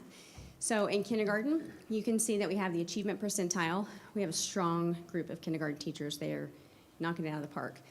Because we don't have previous year data for kindergarten, we start with fall. So from the fall to the winter, when all of our students tested, on average, our students they outperformed 75% of kindergartners nationally who took the test. When they took the test again in the winter, our kindergarten group, on average, outperformed 93% of students who took the test nationally. Amazing. 74% of students met growth. So when you think about things like mobility rate, students moving in and out, you think about specific learning disabilities, you think about students who miss class, there are a lot of reasons why students might not meet their growth, and so 74% is out of this world amazing. So celebrate our kindergarten teachers. First grade, it has not been as successful as kindergarten. It is something that we're working on. I know I've been working with Ms. Wells. We've been walking through different classrooms. So whenever we got this particular data set, we went and contacted our regional support center, and they have been coming out. We've sent content specialists, instructional coaches to support our principal, our teachers, and our PLCs. So we were actively addressing this particular piece. So we've talked before, we have our achievement projection, so national ranking, and then we also have our growth. Sometimes a student might come in and they're 3 grade levels below, and so their achievement percentile might show that they're well below average, but a semester with a teacher, they might make a year and a half worth of growth in a single semester, which is amazing, but you wouldn't see that if you're not measuring growth specifically. And so that's something that we do look at very closely in Kennedale, because we want to honor and acknowledge that there are 2 different ways to view specific assessment data. So in second grade is when MAP growth reports offer a projection for if the student continues on this trajectory, here's how they would perform on the STAR. So starting in second grade, so you can see this is second graders last year to second graders this year. I also have a cohort analysis, which we'll see at the end. So you can see that we did see some improvement overall in second grade. 66% of our students met their growth projections, which is very strong. In third grade, we did see some improvement from last year. Almost half of our students met their growth projections. And just keep in mind, 55% or above, according to the state, makes you a recognized teacher. So that's part of the teacher incentive allotment, which we are rolling out next year. And so I just want to highlight that particular piece. So 49%, of course, we can always do more, but it is something that is very close to the goal. Fourth grade math, now remember this is last year's fourth graders to this year's fourth graders. We saw a slight dip, and 47% met their growth expectations. Fifth grade, we saw a slight increase, 53%, more than half met their growth expectations. Sixth grade, we saw a slight increase, 55% met their growth expectations. Seventh grade math, we saw a decrease. Less than half of our students, 47%, met their growth projections. And in eighth grade, we also saw a dip. So I do want to talk about seventh and eighth grade math specifically. I have been visiting classrooms with Ms. Bruce. We identified an area of need, and so we contacted our regional service center, and they have sent out content specialists as well as instructional coaches who are working directly with Ms. Bruce in their PLCs to address this. Early intervention is the best intervention. So we are addressing that. Growth drives achievement. If students continue to grow and grow at an accelerated pace, they will achieve more. So here is observed growth versus projected growth. So when students take the test at the beginning of the year, so this is for math, when they take the test at the beginning of the year, this particular assessment gives them a trajectory. So if students make 1 year of growth from the beginning of the year to the end of the year, this is what their projected score would be. So what you can see here is how much growth actually happened versus what their projections were based on how the students performed at the beginning of the year. So overall in math, we have some hot spots, some areas that we have addressed, but our students are making progress as predicted, as projected. So this is a cohort comparison. So second grade would be last year's first graders compared to this year's second graders. We do have a higher mobility rate, students who move in and out, than we have had previously, but this is the closest we can get as comparing apples to apples. So you can see in second, fourth, and seventh grade, we far exceeded the achievement percentile. So what this means is, I'm just gonna go up from 100 because it's an easy number to use. So second grade, beginning of the year, let's say to be the 50th percentile, you have to score a 20, right? To be at the 50th percentile. So to be exactly in the middle, to be average in second grade. At the end of the year, on the exact same test, you might have to score a 30 to be at the 50th percentile. So that's why I did third grade. That's why I drew a box around it, because 41% to 41% actually means our students are making a year's worth of progress. So they are on average, they're meeting their anticipated growth outcomes. So these places where I highlighted, the fact that they're not only meeting but exceeding, that means that we have a group of students in those grade levels who are making accelerated progress. So I wanted to highlight that. In reading, kindergarten, again, knocked out of the park. Hug a kindergarten teacher when you see one. They're doing a great job.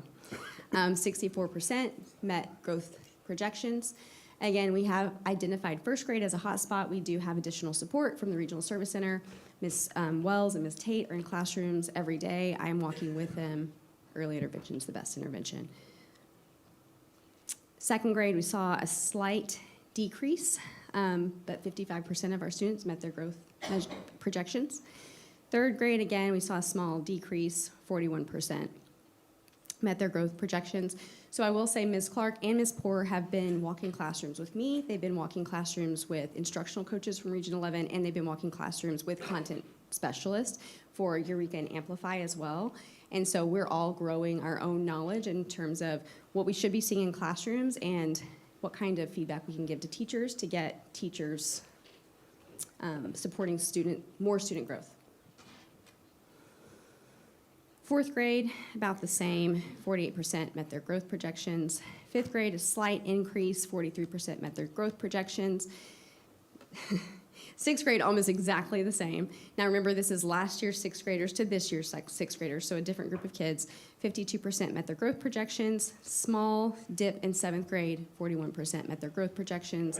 Eighth grade, again, we have a slight decrease, but more than half of our students met their growth projections.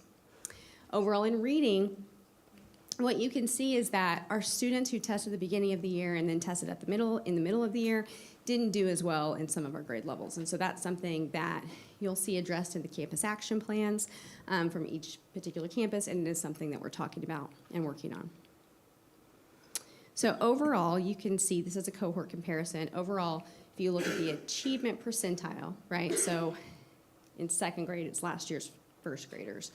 You can see that we have several different areas where students are making accelerated progress. And so I just want to highlight and celebrate those. Language and use, strong growth overall. In terms of the cohort comparison, strong growth in language usage. So those, for example, the STAR reading test is some reading passages with some comprehension questions, and it also has some grammar mechanical questions, just where does the comma go, how to use a semicolon. In MAP growth, they're separated into two separate tests. So the STAR test would be a combination of MAP growth reading and MAP growth language and use. So this is solid, we're happy to see this. There was a time, I'm sure this never happened in Kennedale, but in other places where I have been, there was a time when writing was only tested in fourth grade and seventh grade in high school, and it was taught in fourth grade and seventh grade in high school. And so it was really difficult for high school teachers who received a group of students who hadn't received any instruction in writing since seventh grade. So this is something we can see that our students are receiving solid instruction across the board in all of our grade levels.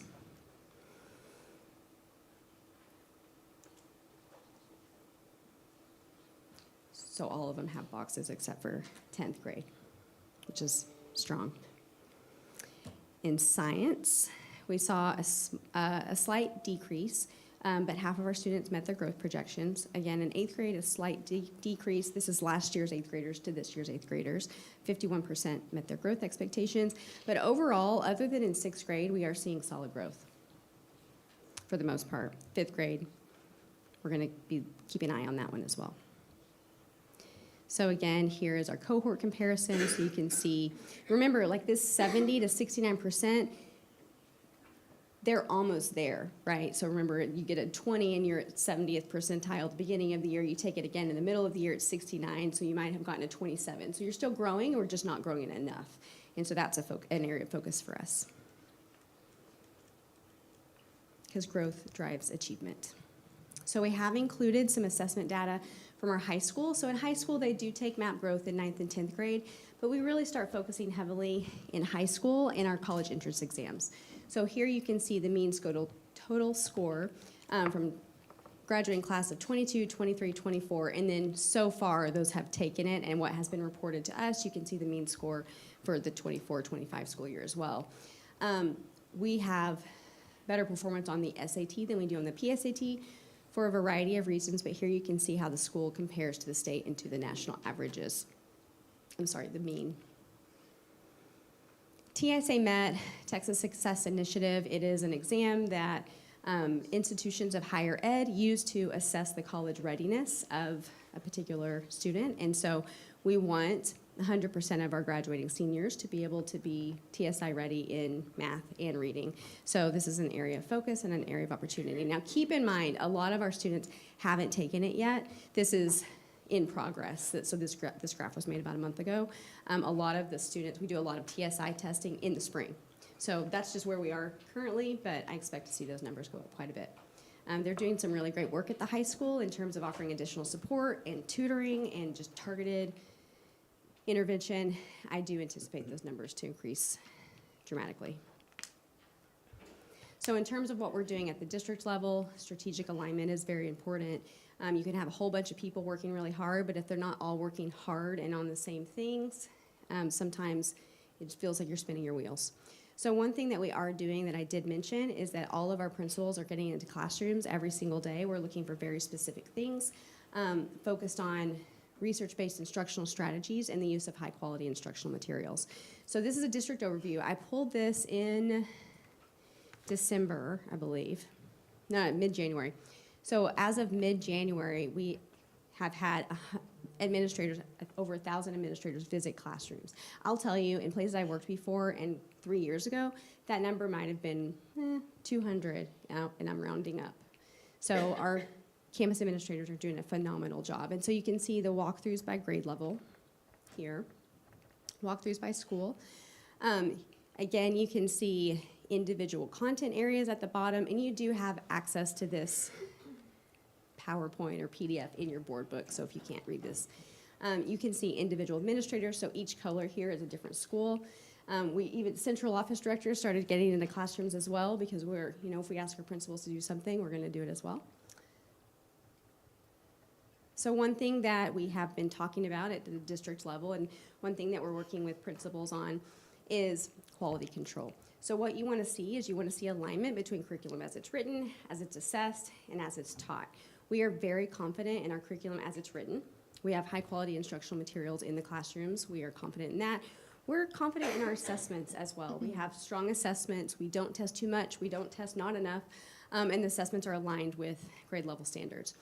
Where we are focusing this year is the way that curriculum is enacted in the classroom. So sometimes you might be using a high quality instructional material, but if you're not using research-based practices to deliver that content, sometimes students don't make as much progress as they might otherwise work. So this is our focus this year, high quality instructional materials and research-based instructional strategies, RBs. I'm sharing this with you because I know that we have some presentations coming up that are highly anticipated and may take some time. And so I went through the campus action plans, and I just wanted to highlight some of the things that trends you can see across the board as a way to help support the principals in being very efficient in their delivery. So with our research-based instructional strategies, essentially we're creating opportunities for students to read, write, talk, and practice daily. So taking the content, read something about it, write something about it, talk about it, discuss it, engage in dialogue, and practice. And so we've identified these 8 different areas where instructional content can be delivered in a way that's effective. You can look at this more closely, but here are the different areas. So what you can see from this slide is that of those over 1,000 visits, in 90% of the classrooms, we saw at least one research-based instructional strategy. We want that number to be 100%, but 90% is pretty solid. When we started doing this, it was about 30. So we've made tremendous progress there. One thing that we're doing, that we're preparing for TIA next year, the teacher incentive allotment, is we're engaging in calibration. So here you can see a group of principals. We're going into classrooms. The teachers graciously welcome us. Then we engage in, as an administrative team, we engage in conversations about what does good instruction look like, and are we seeing it in our classrooms? And we have really rich discussions. And so I just wanted to highlight the great work that our principals are doing. They go in as learners. That's the way we sell it with our students. We're all learning here. We all have something that we can get better at. We have ways to grow our knowledge. And so I've kind of given you highlights, a high-level overview of what's happening at the district level. Now you're going to hear from each campus principal. We're going to start with Arthur. In your board book, you have a link to each of the campus action plans, so you can look at those, and our principals are going to highlight their top 2 priorities and their top 2 action steps. Dr. Vu, before we start with those, I think we want to go ahead and take a That's a great 10-minute break. idea. That is a great idea. It is 8:31 Yes. right now, so maybe we can come back Yes, about that's a great idea. 8:41. Okay? Are you saying 10 minutes? Yeah, 15 10 minutes. Okay. Let's come back at 8:41. Sorry. We are back in session at 8:46 p.m. and we will then now turn it over to the principals that will be coming down giving their. Yes. Oh, I'm sorry. What we would like to do is make another adjustment. We know that the discussion for the prom donation, they've been waiting. And we think because we might take a little long time with this, we'd like to go ahead and rearrange that group come down first.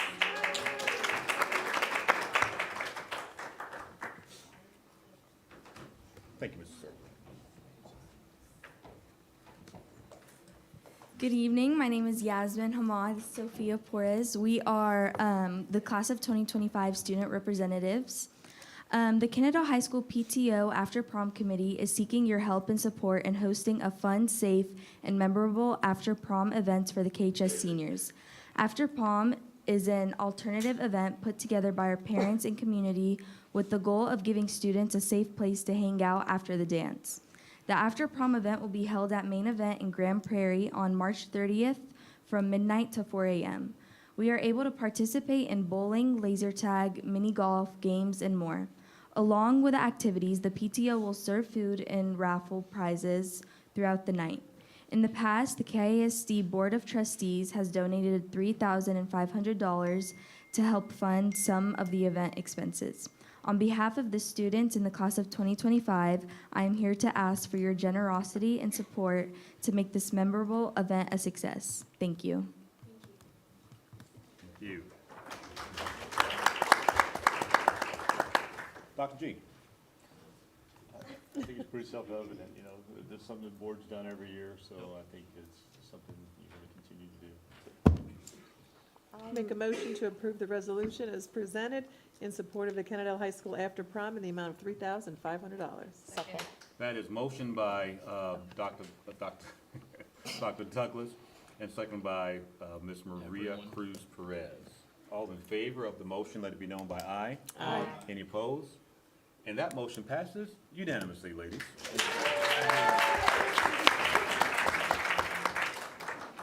Returning to 7C. Okay, we will now return to 7C, which is our math group, our second, the part of the math group. Hey, let's find another reason to make her go back to Hi. I want to share with some of the things that JAA is doing. We're doing amazing things, and Dr. Vu's right. We've got some awesome teachers, and they are really rocking it. And I'm there for the ride. So we have 2 identified priorities that we're really working on. One of them is in-class coaching for our first grade. We have been in contact with Region 11 and some of our district coaches, and they're coming in co-teaching with our teachers. The next one is PLC, and I think this one's an important one. We've seen what PLCs have done for us. And we're doing PLCs with first grade and kindergarten. And it's, I forgot who I was talking about. It's Miss Tate and myself, and we are PLCing with them. We found, I'm going to tell you how we found the time really fast. We got our camp teachers, and they're going in, and we're not losing any academic time. They're teaching for 55 minutes, and that gives me an extra 55 minutes to PLC with them. Do y'all have any questions? No questions from the board. Thank you. Okay, very thank you. much. Thank you. All right.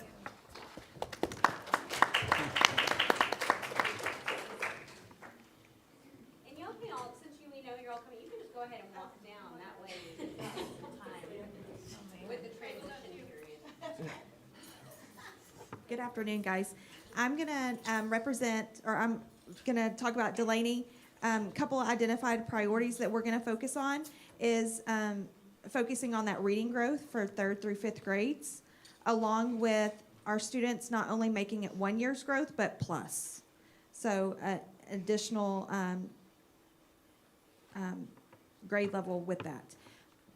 With our reading, we have, I've sent several teachers to Region 11 to do 3 different trainings with Region 11 to be able to focus on our research-based strategies, literacy growth, and unlocking the ECR, along with our more than 1 year growth doing after-school tutoring. Thank you.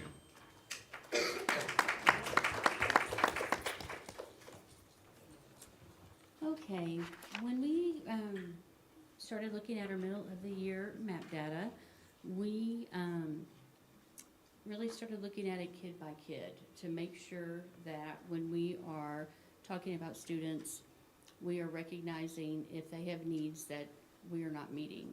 And so we sit as a team of teachers and the counselor and the interventionist, and we just literally take it kid by kid. How much progress are they making?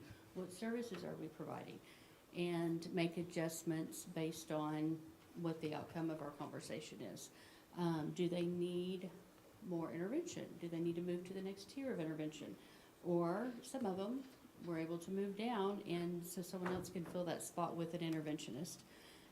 We noticed that some of kiddos that received special ed service, maybe we pulled away they were doing good, and we pulled away their service, but in the middle of the year MAP scores dropped, so maybe we pulled it a little too quick. So that's what we have been doing since January, is meeting, talking, looking to see what supports we're providing and if they're working or if we need to change them, and then we change them. So that is the first thing, that our first priority from the middle of the year MAP scores. The second thing we noticed is that our students in the Gifted and Talented program weren't making the progress that we wanted them to. And so we really started looking to see what they were doing during win time.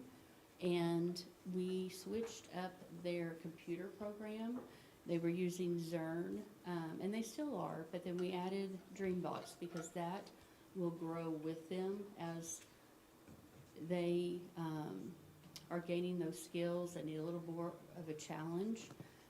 As they go up, the program goes up, where Zern is just strictly more on grade level. So we made those adjustments for our students in the Gifted and Talented program. We also printed out the MAP student profile report, and this is very helpful because it tells you exactly either what the student needs reinforcement in or what they are ready to learn next. And so we printed those out and then really focused on the activities and the assignments that we're working on with them to make sure that they're being challenged and we're constantly pushing them up to the next level. Question. So you talked about the students in the Gifted and Talented being moved into that program, but what about maybe students that aren't classified as Gifted and Talented but show a high proficiency in math? Are we moving them into that program as well? Same. Okay. Even our kids that are in the blue, our high kids, that's really who we were looking at. And yes, if they were high achievers, not necessarily identified or in the program, they're still getting a switch because they need more. Okay. Any other questions? Thank you. Thank you. Good evening. So at the junior high, we do wonderful things every day. You need to smile, you need to have fun what you're doing.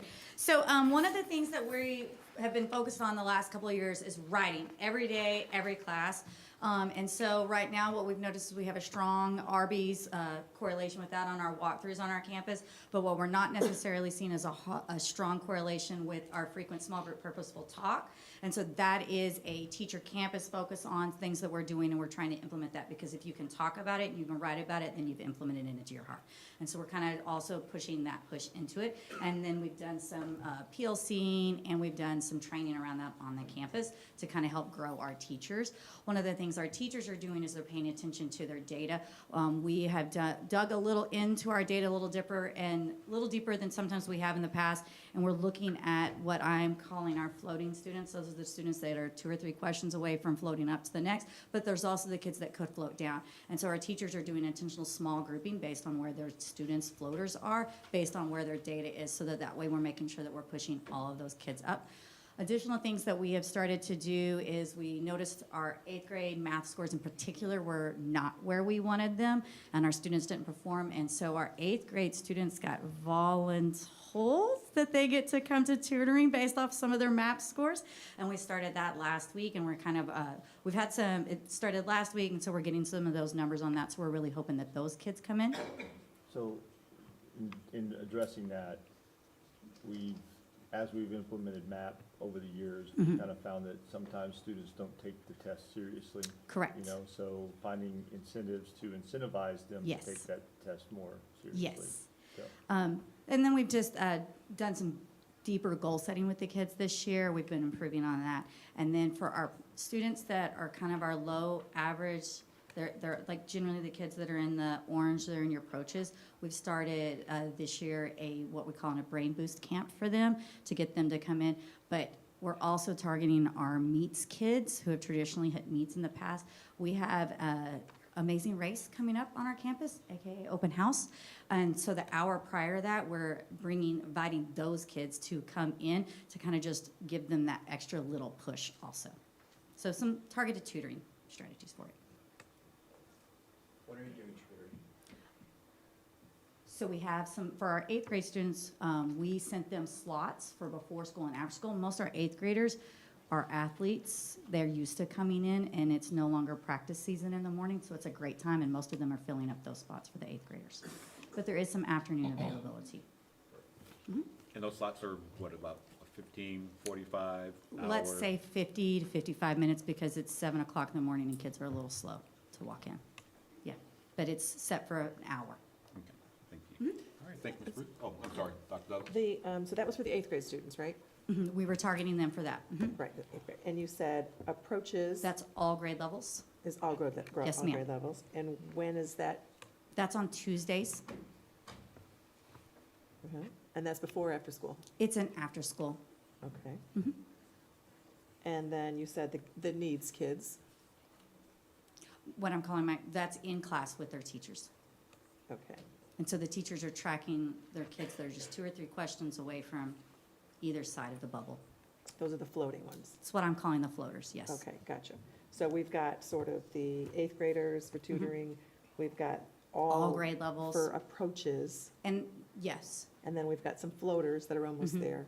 What about the kids that are not approaches? so they're already in a lab class, either a reading lab or a math lab class, and they've been doing that for a semester at a time.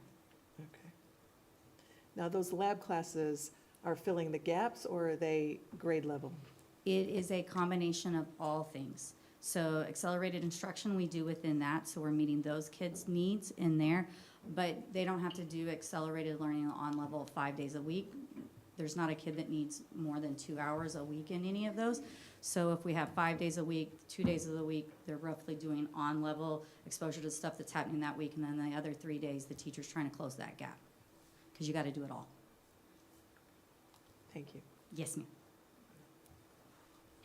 All right, thank you, Ms. Ruth.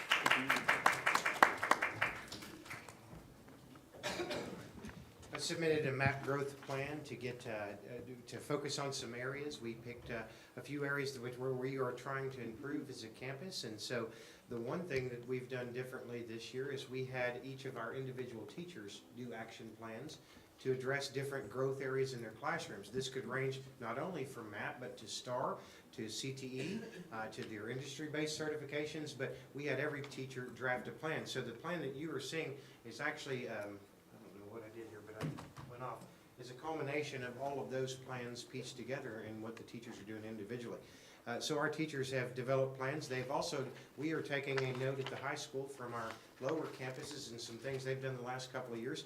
Each of our teachers that is a MAP tested subject and an interim assessment tested subject like U.S. history and biology, they actually met with each student, went over results, looked at their projections for STAR and or the ACT or SAT or TSI, and they set individual goals with them for the end of the year. So this was the first broad scale attempt.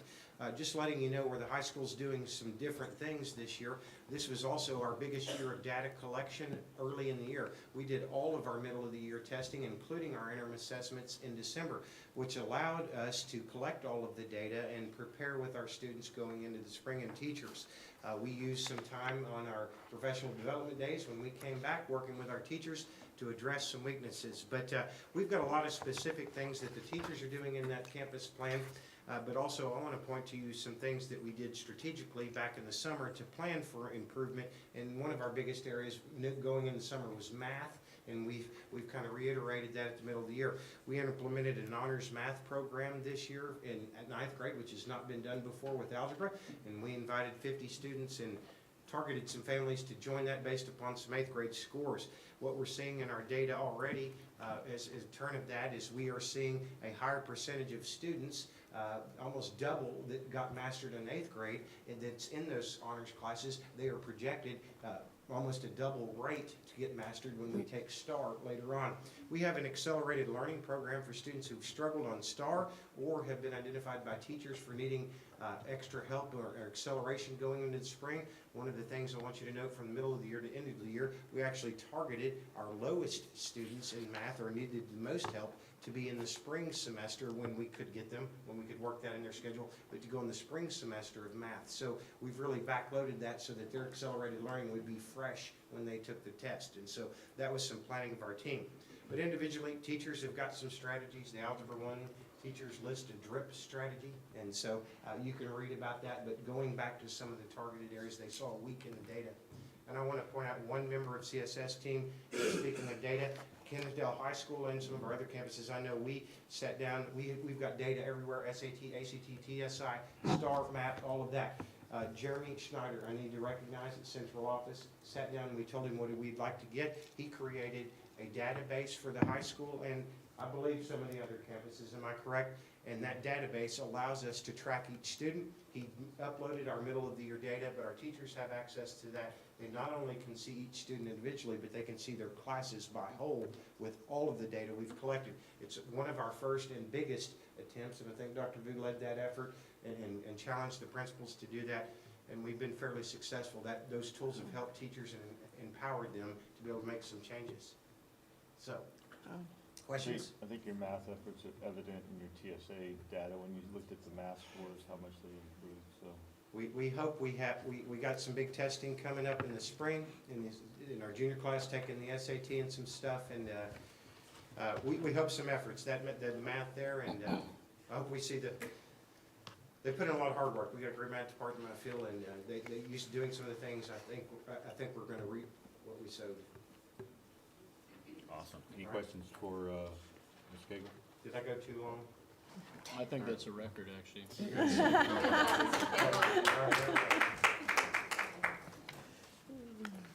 So to finish up,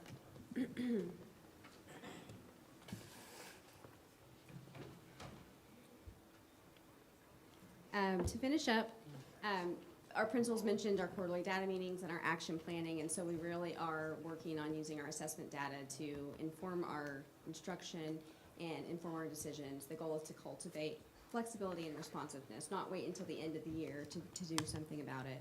And also to provide a balance between support and accountability. So the head and the heart, and that's a really important part of what we do. It's a process, and change takes time, but it's the alignment across grade levels, across content areas, and across campuses that really allows us to make a positive difference, and we are seeing that every day in our classrooms. And you gave them a chance to answer questions, but I am here to also answer questions, if you like. Okay. Thank you. Thank you. Thank you, everyone. Okay, now go to, we've already taken care of 8A by letting the prom go, so we're now going to 8B, discuss and consider board resolution regarding wage payment during inclement weather closure. Ms. King will come down and discuss that with you. Oh, God, excuse me. Good evening. So the resolution before you tonight is in regards to the Canada ISD facilities. They were closed due to inclement weather on January 9th and January 10th. We closed to ensure the safety for all students and staff. This resolution is requesting to be approved by the district so employees will continue to see and receive regular wage payments for those closure dates.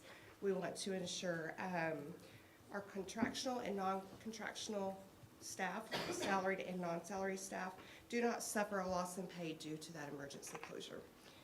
In turn, maintaining morale, reducing turnover, and ensuring continuity in district staffing when schools did reopen. I think I need to read those. Does he need to read the resolution out? It's not necessary. I don't think so, no. All right, well, thank you, Ms. King, and I know that it's required, it's something that we must do in order to stay in compliance, correct? Yes, sir. All right. Historically, we've always done it too, so. Yes, we have. And I believe the resolution was presented to everybody. Was there any questions regarding the resolution? Then I'll entertain a motion. I move to approve the resolution as presented to continue wage payments to employees during the recent emergency closure. Second. Motion by Mr. Glover and second by Ms. Villagomez. All in favor, let it be known by the sound aye. Aye. Any opposed? Then that resolution passes unanimously. Thank you very much. Thank you, Ms. King. All right. We'll then go to 8C, which is to discuss and consider guaranteed maximum price amendment for Patterson Elementary. And this is what Mr. Gadbois had discussed earlier. That he pulled off the sheet, okay. Yeah, board members, as I mentioned earlier, we're not prepared to make a recommendation tonight, so we're asking you to consider tabling it until we can bring it back to you as something to be satisfied with. Thank you for the recommendation, Mr. Gadbois. Pretty straightforward. And I think we need to make a motion for tabling it. Make a don't we? motion to table this item until the next regular board meeting, which will be scheduled in March 2025. Motion by Dr. Douglas. Sir, second. Oh, and second by Mr. Serta. I'm sorry, I did not hear you down there.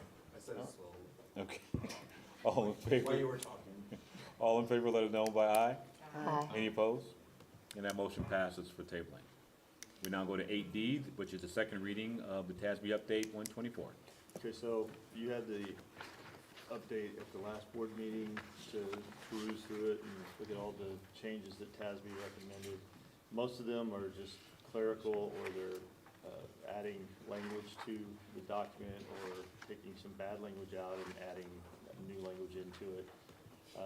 We had our staff go over it, the directors have looked through the different areas that pertain to their areas. There are no recommended changes from them. I have no recommended changes, and I would recommend that you just accept TASB's changes as they have put forth in the update 124. Okay, thank you, Dr. G. And that's the second reading. I don't think we need to, something on that one. We can now go to 8E. That's an action item. There is an action item, my apologies. I'll make a motion that the board make revisions to the local policies affected by update 124 as recommended by TASB, Policy Services, and District Administration. Motion by Ms. Cruz Perez and seconded by Mr. Glovier. All in favor, let it be known by aye. Aye. Any opposed? And that motion also passes unanimously. And now we will go to 8E, which is to discuss and consider TAD resolution regarding reappraisal. So as you know, the TAD froze property values and set evaluations for every 2 years. That was concerning to districts because of falling out of compliance. There are already 4 or 5 districts in Tarrant County that have fallen out of compliance already with the current appraisals. So they have all put petitions that went before the TAD board today. This is basically just in precaution in case we fall out of, that we have that resolution done. So my recommendation is to, pass a resolution and send it to TAD so that they have it for their next meeting. So just in case we fall out of compliance, that we Yes. have that there as well. Okay. Were there any questions regarding the resolution that's suggested? Then I will entertain a motion. Make a motion to approve the resolution as presented and submit this resolution to the Tarrant County Appraisal Board for their review. It's a motion by Dr. Douglas. Second. And second by my friend here, Mr. Glovier. It was shared. All in favor, let it be known by aye. Aye. Any opposed? And that one also passes unanimously. Okay. All right, that is 8E. So we'll now go to 8F, which is to discuss and consider the 2025-2026 school calendar. And Dr. G, who is going to do that presentation? Dr. Hello Moon. again. I am here to present information about the 25-26 stakeholder recommendation for the instructional calendar. As you know, I bring a version of this presentation to you every year in February. And so I'm going to start by going over some of just legal and local policies, some considerations. I'm going to share some data, our survey data from our stakeholders, and then you'll have the opportunity to discuss it. So legal and local policies, I have cited Texas Education Code and our local board policy where appropriate. We have to have 75,600 minutes. Here are the minutes broken down starting in 2020, just to give you an idea. We are required to include 2 makeup days. Texas Education Code states we have to have 187 teacher days. Start date previously couldn't begin before the 4th Monday in August, but because we are a district of innovation, we are allowed to do that. And then our end date, because of testing with including AP testing, we can't end before May 20th. So some considerations that have come up in ongoing discussions over the past 6 years with a variety of stakeholders is that allowing time for embedded and accelerated learning during the school day is important. Breaks and holidays, it's important that we have those either a half day before a break or a teacher work day after a break so that teachers are able to enter their grades after final exams are given and received. Balanced semesters are an important piece of this as well, so it doesn't make as much of a difference in elementary school, but it is really hard for high school teachers to teach their hearts out all fall, and then the kids go home for winter break, and then they come back and take their final exams, and it sometimes, they don't perform well. And so our secondary teachers and administrators have expressed a strong preference for having the fall semester end before the winter break, which means we start a little bit earlier in August. Thinking about starting and end dates, we have to consider other calendars, including UAL and the TCC calendar for our students who are dually enrolled, and then staff development, having those days built in to meet the requirements per statute, but then also just reviewing best practices and making sure that our teachers and our administrators are up to date on research-based instructional strategies and practices. Some different priorities are having, as I said, balanced semesters, including a PLC workday at the beginning of the year. Our elementary teachers want a PLC or a workday before open house because they like to spend a lot of time in their rooms, and so we've tried to honor that as much as possible. It's important that our March break is aligned with TCC. The preference has been Mansfield as well as Fort Worth. Arlington, we try, sometimes they do something a little bit different. And then a minimum of 1 student and staff holiday per month. We have a great calendar this year. In terms of the development process and timeline, again, you have this timeline linked in your board book so that you can look at it more closely. We started in November with a pulse check. We sent a survey to all stakeholders. This survey was open-ended. We did not limit the number of responses. We just wanted to check the pulse. How do people feel about a potential 4-day calendar? January 16th, we had a DEIC meeting, which is composed of stakeholders within the groups of parents, community members, and staff as well. We used the feedback collected during the survey and during this meeting and throughout the fall to develop preliminary calendars and discuss them as well. Then we sent an additional survey out on January 23rd to staff, students, and parents. Now this survey is important because in this particular survey, it was required that staff members enter their email address, and then parents had to enter their student ID number as well. Because we really wanted to get a sense of who's answering, who's responding. We were able to break it down by campus, by grade level, by demographic group. So that was helpful.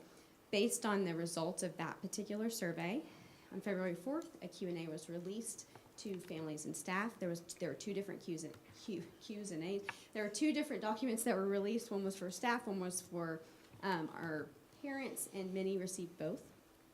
February 6th, we had another DEIC meeting. I am pleased to report that we had representation from parents. We had all 5 campuses represented, and we had staff members as well. So it was a diverse group. I will say in that particular meeting, it was more staff heavy. There were more staff members than other groups, but I had everybody, a show of hands, let's go through the campuses, let's go through who are you here to represent, so we did have representation across the board. We reviewed the different calendars based on feedback, and then we had another meeting that was open to whoever wanted to come. It was open to the public. It was held here on February 17th. Again, we had representation from all 5 campuses. We had students there as well. We had parents, and we had staff members. In this particular meeting, there were more parents than other members. So we had 2 different meetings. In one case, we had a few more staff members. In the other case, we had a few more parents. But we had 2 different meetings to discuss the calendar options. That date is absolutely wrong. Today, I'm bringing you the final draft of the instructional calendar. I wish I could blame that on someone, but it's absolutely me. It's me. All right, so before I go into the details of the specific calendars that have been shared with you, this is the first year that I always bring you a recommendation because the policy is very clear. The only people who vote on the calendar is the board. Stakeholders can provide feedback. They can provide recommendations. Our DIC, for example, is an advisory committee. And I bring that to you, and you're the one who ultimately makes the decision. So this year, we've narrowed it down to 2 different calendars, so it's different because I'm not bringing you a single representation or a single recommendation. So here is our survey information. This is where parents had to enter their student ID number, staff had to enter their email address. We did put the survey out to students, which you have in your board book. You can see the student responses. A lot of the high school kids prefer 4 days. Okay, so I didn't include them on the slide, but that's what we found. So I broke it down by parents. So I do want to point out, because this may come up, it shows 859 responses, but then when you add up all the numbers, it doesn't equal 859. The reason that is because, as it turns out, they logged into Qualtrics. They maybe looked at it. They didn't finish it. They were able to log in and provide their response up until the deadline, but whenever we closed the survey, all of those open surveys were just pushed. And so it recorded that a parent logged in, but it didn't record a response because they didn't indicate a response. So I just wanted to point out the discrepancy there in case it comes up. We had more people who opened the survey than people who completed the survey. I can only speculate as to why. Staff, we had 443 responses, and you can see the results here. So if you think about it, we have 2,800 approximately students, and each of those students lives with an adult, or most of the students live with an adult. So in terms of representation, you can kind of do the math there, 2,700, 859, versus staff members, we have more than half. So we did have more staff members complete the survey than from other stakeholder groups. This is the survey information from the DIC meeting. Again, this was more of a pulse check. There were a variety of people there. It was made very clear this is not a vote. We're just checking the pulse. The meeting on the 6th that was more staff heavy, 51-48, with a slight preference for the 4-day week. There were 31 responses. The DEIC meeting on February 17th, There was a slight, almost the same though, but there was a slight preference for the February-March break, and then one person did a write-in vote. They would like to do 4 days, but only for a year and a half. You're gonna have pilot. Pilot commitment, So yes. it was like, So that's the information. You also have that in your board book. So here's the first recommendation. I got to work this morning at 7:15. It's getting tired. The first recommendation, this is the 2-semester break. So I have a side-by-side. I'll go through it with you. But as you can see, the Spring breaks? Is that? did I say the wrong thing? There are there are 2 breaks in the spring in this particular, this looks just like our calendar this year. This is just, we took the dates and we transferred it over. It's just like this year. I would say it's not traditional because it doesn't look like other districts. Kennedale calendar. It's Kennedale calendar.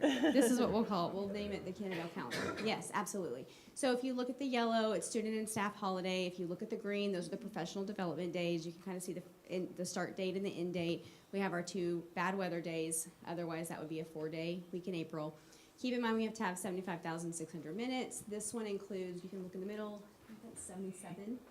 It has our built-in days. So even if it does snow, which there has, I heard when we were out in the first ice day, that there has been a significant weather event in DSW for the past 17 years. So we can expect that we probably will have something.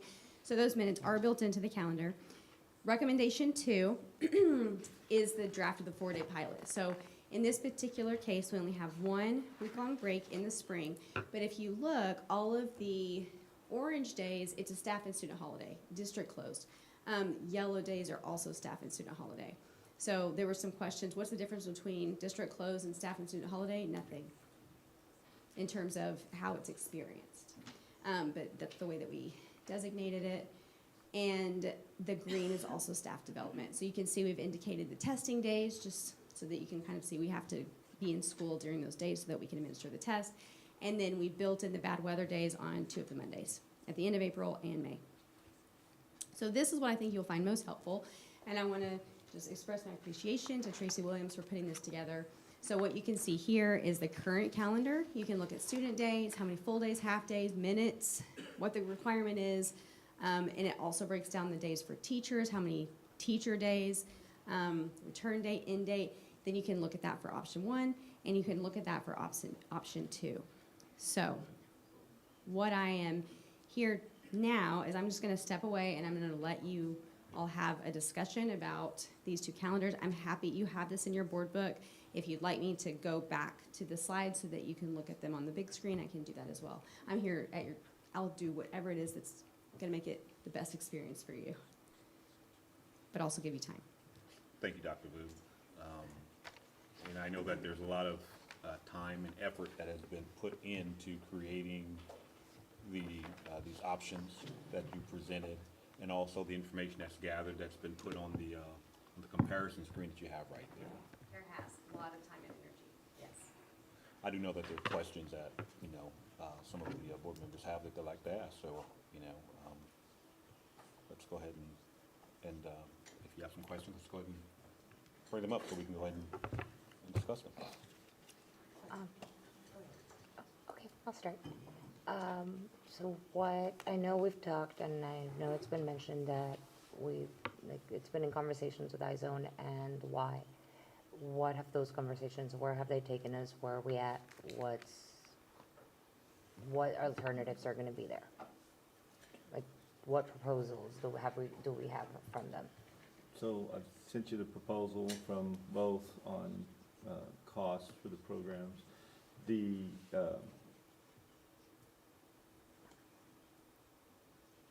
I guess I'm kind of at a loss for your question here, so. I would just kind of, because we have it, Do we yeah. have a contract, I guess, or do we No, have? No, they don't, we no can't have a contract contract. because we haven't made no decision on to go to this, so Do we there's, have a plan of a we have a contract? plan with them, and so we've talked. Yeah, well- I mean, we have to authorize him to negotiate that Yeah. contract. Right, but. So we haven't done that. Is there like a preliminary plan? Yeah. Like, why haven't you seen the preliminary plan? So it'd be the Y or iZone, Well, I'm either talking about one. like the actual plan, other than people who are gonna implement this, like, what is the plan? What are their expectations? What are our expectations from them, facilities, cost, resources that we have to provide, they're gonna provide. I mean, what I've seen is what, $60 a day per student, which I think I did the math, like $240 a month. So other than talking to them, what plan do we have? Like, what has been? So the what's plan school is they want would to do? use our facilities as they do after school, like they do through the after-school care. So it'd be the same thing there on the Mondays, providing the same services that they provide now, so, Are they gonna provide? as well. the why. Are they providing meals for our students? On those days, we may have to sit there and find ways to get meals to it. So they may show But up. we're working with the Y, so it may be that where we as the district are providing meals for So, it. so no plan right now for meals, other than we No. want to. Meals are still gonna go home with kids over the No, I'm talking weekend, about right? Mondays. Well, if the when kids they're don't come on those days, would they not get the meals No, like I said, that would beforehand still like have to be worked out with the Y and with the, Okay. you know, yeah, so those No, are I'm things. talking, Sean, what I'm talking about is if they're at the schools on Mondays, Yeah, what meals are they gonna eat? And he's saying that they don't have a plan yet, but they would have a plan. Mhm. So it's a promise of a plan, a concept of a plan. There will be a plan. Okay, but no plan yet, So if I understand correctly, there is, and I'm gonna use the word commitment. An idea of a plan. There's a commitment to make sure they get fed. The decision about how they're gonna get fed just hasn't been signed off on a contract yet. On the information we got, the YMCA states that they do provide snacks. They do provide snacks, and it also says, like, if it worked for a one-day thing, that they would make the needed thing, What I'm the asking wording is, was, there's but. breakfast and lunch that they're used to having. Will there be breakfast and lunch, and not just like a snack, breakfast and lunch? And I'm not talking about, well, we'll get them pizza, because I mean, that's not sufficient. Hey, I'm I talking my about kids actual pizza. food that they can eat. That would probably have to come through the district in correlation with the with the entities, meals that yeah. get sent home, Yeah. yeah. But only for students that come to our campus, right? Because there's gonna be some students that go Okay, somewhere so else. those students, we've already addressed that situation before. We talked to our entities that we work with now currently that have already agreed, and Dr. Devlin has reached out to them numerous times, that they would provide more food for the extended period of time, so that has already been addressed, so, yeah. Who's doing that again? Devlin. Dr. Devlin, what groups are doing that? We work with our local churches to provide the weekend food drives currently, and we've contacted them in these ongoing conversations to ask them what that would look like, and they'd be happy to provide additional food for those families and students. So we went to the meeting that we were told to attend on February 13th with the Y, and none of those, everything that Mr. Serta is bringing up was addressed at that meeting. So the questions that he has, that we were told would be answered there, were not. So as far as the daycare and what we received with, it was gonna cost this much, we got that not from the meeting that we were told to go to, which was a good meeting, so I support the Y. But as far as this and what we're discussing with That meeting this, had nothing to do with this. that's my point. That's my point That was not what the exactly. purpose of that meeting was for. That's what we were told. We were told to go to that meeting and we would find more information about how the Y was going to support us with this 4-day plan. I'm going to respectfully disagree, because that is not what that meeting was about. That meeting was a computer, that was generated by the Y on their involvement in Kennedale, in the city of Kennedale, and they were bringing city leaders from the city of Kennedale, had nothing to do with the 4-day calendar meeting. You are correct. I'm looking at the email, and there's nothing about the 4-day week in this from Eric Tucker from the YMCA. There's nothing in here that talks about that. That is correct. There was nothing discussed at the meeting that we went to about supporting this plan. I don't remember it being presented. That's all right. I have another question that I kind would of have gone if we weren't told that we. piggybacks off of Mr. Esteban's and what you were saying. So we have iZone currently, but they're at the 2 elementaries, right? So where would the YMCA hold their after-school portion of this program if they were going to partner? At the same schools. So they would have Because it one would be- section and iZone would have another section? Probably not. Probably be one or the other. It'd be iZone doing it all, or it'd be the Y doing it all. Okay, so they would, basically, because I think they rent out our facilities. So they would both basically give us a bid for what they wanted to rent out the facilities for and to be the contract provider for this, basically. Yes. Okay, and then the families would have to pay for that particular day. Unless the district decided that they paid for it, the district paid for it. How much would that cost us? For just the Mondays, between 80 to 100,000. And then if you add in the EA students, that's an additional probably 26,000. What students, I'm sorry? EA students, essential academic. Oh, okay. Do they have facilities to take care of all our EA students? They wouldn't be taking care of the EA students. We would have to provide that service. Different location. Like where they are served here, where the district serves them, we would continue serving them on Mondays. So we would serve EA students 5 days. How would, like, what would determine that? Like, is that us? So if they are. It'd be us like paying teachers to sit there and work it on the days off. So if they need services that the Y can't provide, they would just come here, like that's done. Like that's a. The EA students. The EA essential, that's our most highly fragile students, so essential academic students. So earlier, when we had parents ask about, there was a few parents that said, I need these resources because That's the them. Y and iZone and. That's that they who- can- Yeah, that's That's them. They can have. We're not, I don't think we've ever, in any I'm conversation just about this, confirming talked that about, This is the information that we're gonna be able to give the students versus Yeah. assuming, and then later on, it doesn't happen. well, That's I all- I that's don't all think at I'm any trying to point we've ever said we were gonna turn people away that absolutely get special education, and there's no talk of that. And there's been a lot of conversations today that are, and, folks who've come up and talked and said, my child needs those services, and they need them 5 days a week, and I don't think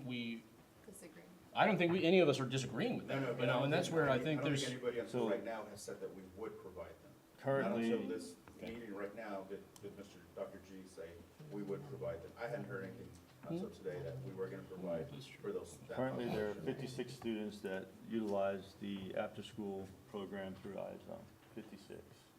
And that's all elementary age students. If you expanded that out and said, doubled that number to 120 that would possibly need something on Mondays, that's where the 80,000 to 100,000 price tag comes into play. And we're committed to provide that. That's up to y'all. So, Because $60 a day per child, that's a lot of money. So going back to the childcare, so, if we move with this, we're moving with what, a YMCA or iZone?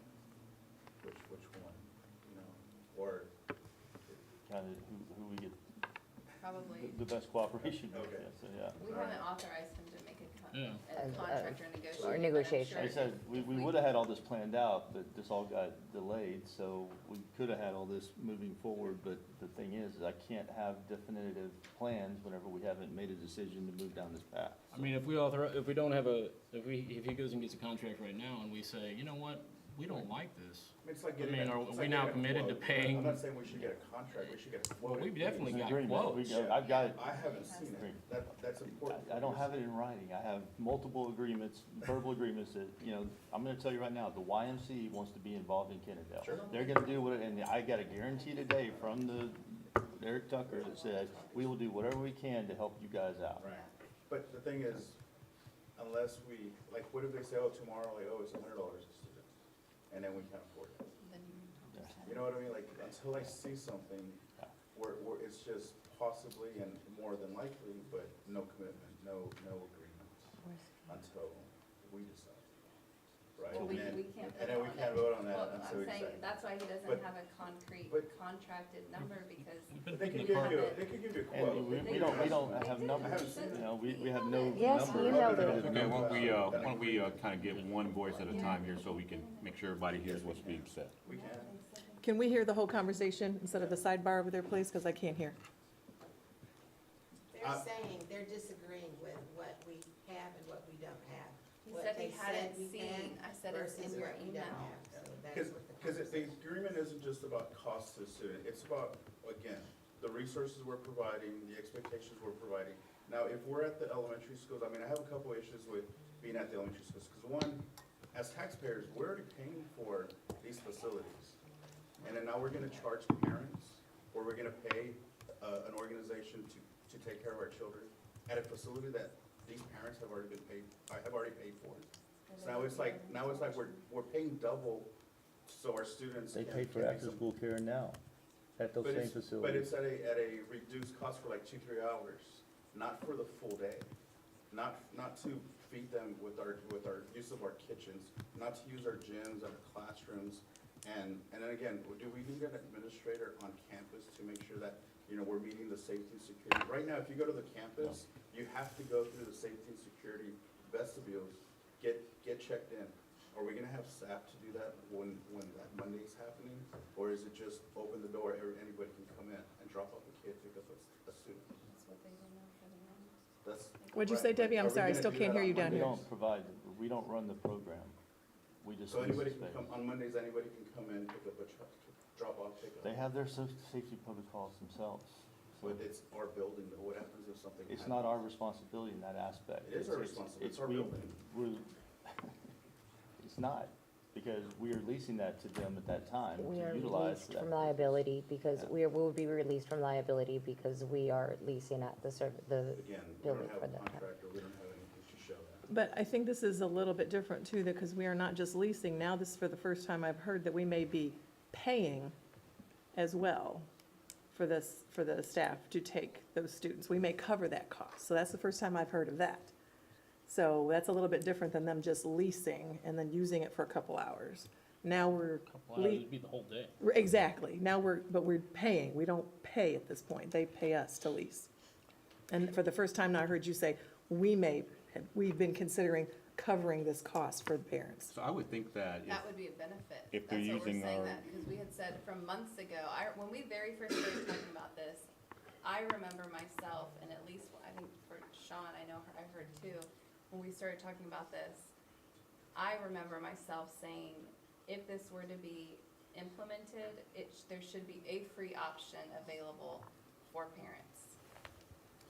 That is what this conversation is about now. And the reason that we don't have exact details was because we didn't ever, in previous months when this was brought up, it got so derailed that. But we've had enough time to get the details and to share the details. Even if it's not an actual contract that we've signed, they can say, this is what the contract would look like. This is it. All you have to do is approve, but we don't have that other than You're the, saying cost, and there was a cost quote. I don't just for the think- students. I'm talking about the overall cost, everything to implement it. What are we gonna pay the teachers? Which teachers are we gonna bring in here? We're not And are doing these that. teachers, are teachers gonna be allowed to That's work? not since- us. Teachers can't even confirm that they would want to be there because they don't even know if this is an option, so no one's even been asked. I'm not asking I about don't- that, but well, if, then are you we just gonna, said are we who's gonna gonna allow, work and how much are they are we gonna gonna be allow paid? teachers to do this? That's what we can have a plan. You can say, if teachers are hired, this is what we would pay them. But I'm I sure don't, I that don't would see depend that. on what Are they're, they being hired by us, or they will be hired by? Hired by the other, whoever's Yeah. Whoever running, according to what we have from YMCA that we just got this week, YMCA and iZone, they do their own hiring, they're hiring their own providers. Whether it's teachers or individuals, it doesn't matter, whatever. Regards to who could go pick up the kids, I don't know if you've ever had your kids at the Y, I've had my kids at different camps at the Y. They actually are stricter than we are at our schools picking up. We just have a sign, pick them up, you have to go in and sign, and they check your picture to the computer. Like, they actually do have pretty strict guidelines. So they do the hiring, they have their own, like, guidelines that they follow as an organization as a whole. Like, I don't know about the people here in Canada, I was actually not at the meeting, so I haven't even talked to them. But they do have, like, as an organization, they have some very specific guidelines of how they hire and who they hire to provide services for children. So I will say this, at the meeting, because I was there, and one of the things that was stressed is about the YMCA's structure. Yes. And they did say that, they understand the expectation of their structure. Not a touch screen. And they would be using that when they come to Kennedy. So I'm now extrapolating that to say that I believe they'll be using those high-level protocols if they were the one chosen to provide them. And I think we can also mandate that, say you gotta use that. So I think we have a say in that. Dr. Douglas has her hand up. Yes, Dr. I just wanted to follow up to a comment, Ms. Villagomez, that we did discuss a free option, but this is not a free option, because now the district would be paying for it. So initially, there was a point of discussion that potentially the YMCA or someone might do for our free and reduced kiddos, a waive a fee or something like that. I mean, there's other aspects of this we've talked about in previous meetings that I wish was, completely in totality now, but we've talked about our bus transportation service. We're still going to pay for that. So, maybe we could potentially. I understand that, so let me finish, please. I understand that.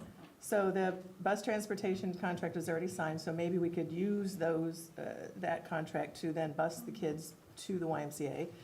So we're still paying for that. Then we're discussing now, we would potentially cover the costs of the payment for those students for those days. Then we've talked about, maybe paying teacher salaries for coming an additional day to potentially do some enrichment or something. So it just seems like we're trying to put this square peg in a round hole, and we're still footing the cost for transportation. We may have an additional cost to cover the kids for the daycare. If we're going to transport them and pay for them to be here, why don't we just educate them that day and have them in school? Can I just clarify that the bus transportation, we're paying regardless if Correct. well, I'm just saying, so you're saying that's almost like it's an additional cost, but regardless if we're there or we're not. Right. It's already contracted out and. Correct. So if we don't use it on the day off, we would sort of be losing money. We lose money. We lose money. But I guess maybe Or if they're moving, being bused if they need. But moving forward, like next year, we could get a contract for 4 days and then we would save money. Well, Right. if we weren't gonna offer this, but I mean, we've talked about this came up in the DEIC meeting, and we heard from the band instructors, we've heard from a lot of people, and quite frankly, I think some of those kids are gonna still need the bus services regardless, because there's gonna still be extracurricular activities, there's still gonna be sped services, there's still gonna be this whole other YMCA thing, which they're still gonna come here. So my next question is, since we're providing bus services to the YMCA, will we provide bus To services here. to other? No, It's the Y. The but it would YMCA be here. the- So we're still the providing school bus services campuses. here because we're serving, we're bringing students to. We never discussed us providing bus service for that. What we talked about was having busing kids in for tutorials on those Mondays for kids that we felt like needed, the intervention. So just for tutorials. And then having staff and paying staff to sit there and work with those students during that time, just like tutorials. So we would basically bust them in for tutorials, do the tutorials, bust them back home. That's what we talked about, utilizing that extra time with the How many bus extra So not days? for the Y then? Is How that- many I mean, extra that days, wasn't Dr. Vu, specifically did we addressed. have for Okay, bus? so only for tutorials? How many But it extra could- days Is did we have for everybody, bus is service? everybody allowed to come to tutorials? Is everybody able to come to tutorials on that Monday? Like open tutorials? I mean, Well, we have tutoring. or whatever that is on We have Monday. virtual tutoring that we have that's provided throughout the district now that they can utilize on those days. But I think it would be targeted, students that were targeted that need the intervention, you know. So, some students. Would that be full day or part day intervention? It's part-time. Tutorials? Uh-huh. She said it was part-time Yeah, Part part day. day, not full day. You're not gonna, So they would come to school for 2 or 3 hours and then go Some home. students. These by are things that themselves. were yet to be determined because we hadn't moved down this road, you know? Correct. so. So that's what Yes, he's saying what with about the projection of a plan and the concept of a plan. If we had tutoring on the Monday, it would be, I might need 2 hours, I would be invited to come in the morning from 8 to 12, and you would bus me in. Then I would go home, or I would go to pay, because I don't qualify for a reduced schedule, I would have to pay the full price for the afternoon. At the Y or iZone or wherever it is you're So- going to send me. All I can tell you is everything that I've talked to with the people who have been doing these programs say that at first, everybody thinks that childcare is a major, major issue. And then by the time the year is over half of the people that were utilizing it aren't utilizing it anymore. So my biggest concern with this is childcare is just a sliver, but this is the discussion we're having right now. So I'm only addressing what the board, other members of the board brought up. Childcare is a concern. Childcare for parents who are already struggling to pay is a concern. And this would be an addition, but like I said, it is a concern, but the academic achievement of our students is a larger concern to me. But that's what's on the table right now for discussion. Well, I will say, I know that we are considered a district of innovation, and I know we mentioned that in the presentations that we had before. And I'm thinking, that Monday could open up a lot of opportunities for enrichment, different. Who's gonna lead the enrichment if they do that? Well, I don't think that's determined yet, but I mean, but the Who are off on that day? But I think we talked about, so I'm sorry if I misunderstood your question. But the tutoring, we were talking about, that's going to be our teachers. And they would be getting paid extra for coming to do that. So that enrichment, for that time period would be our teachers. So we would pay them their normal salary, what they would normally get, but they're off on Mondays. But because let's say they come in on that Monday, they would get an additional stipend or. Their hourly rate. Their hourly rate. Sure, it would be like I would imagine it would be like teachers that choose to work summer school. So it wouldn't be required, it would just be, if you want the extra hours, then. Right, no, I get that, but they're not making teachers come in even though No. everybody's off except me and these other teachers. I gotta that come work, in and do yeah. extra work. Right, because that was that was floating around a lot, like, they're gonna say we have all these days off, but then we're gonna have to come in on our days off. But this is not like, now you're required. Right, well, they still have the professional day, like once a month, so that's part of it. Well, but that's clearly stated, but I mean, on the other three, it looks like it would be available for staff, which honestly, a lot of staff that reached out to me said, ones that usually take advantage of working summer school or are worried about, what they're gonna do on the, if they want to work, then that would be available to And I them, think but that's by the no means biggest required. distinction on the colors with the orange and the yellow. Yellow are days that we're normally off.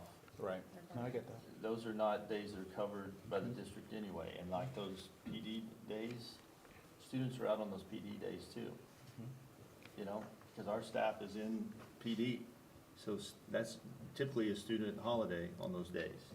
So those days wouldn't even factor into this. It would be the orange days that would be the factor into staff having the ability to sit there and come in But, and. yeah, help with the to me, it still comes back, It's a what?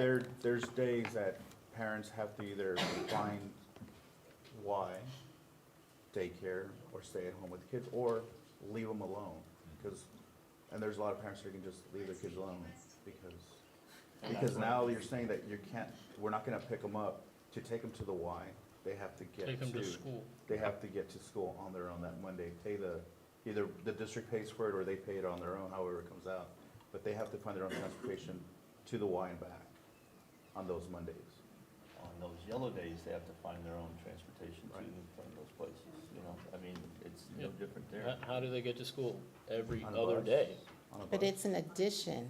It's an on the bus. additional Just said we were change. gonna have, the buses are No, they contracted said that to they're run only those doing it for days. tutorials, not for the Right, Y. not That's for what everybody. we initially talked about, but is there a reason why those kids that opt in couldn't be picked up?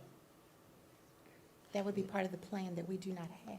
Well, Well, no, he just said it's only gonna be We those pay that for need it and are 170 invited to come days. to tutorials, not we for pay for anybody that wants to come to 170 the Y. So I heard I think the number of days that are different in the two. That's what I was just looking at. Yeah, how many Mondays are gonna be different? I think it's something like, 4 or 5 days? Yeah. Am I right? Next year would be 4, I think. No, you're talking about the orange days? Next year would be. Because it was, Remember, they also- Additional days off from what we 9, currently have, would 10. be 4 days. because the fall in the recommendation would still be the same 5 days.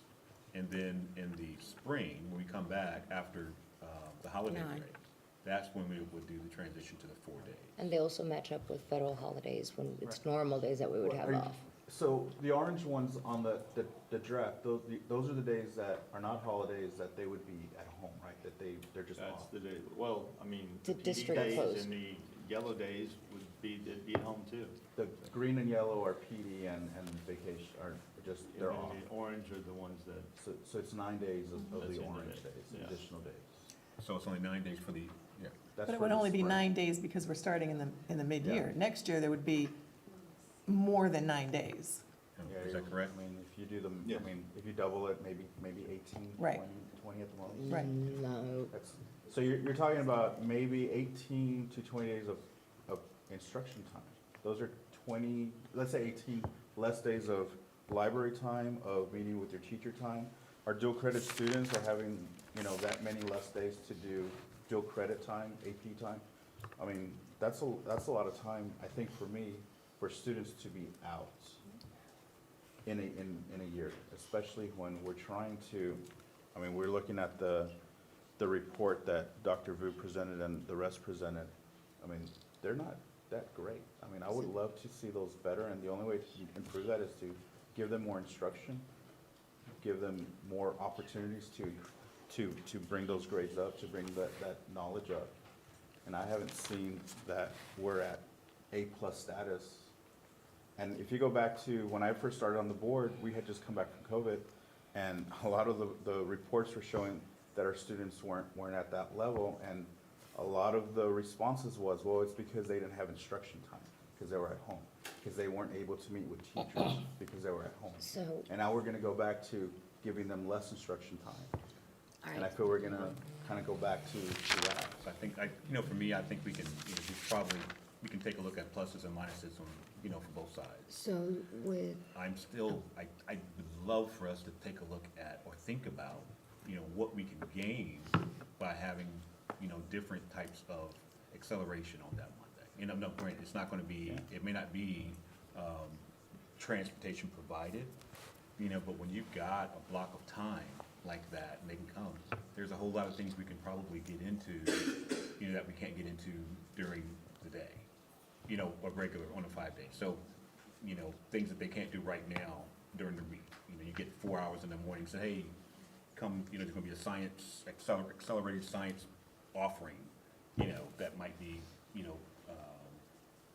I don't know who's gonna be provided by, but the point is that there's time to do something like that.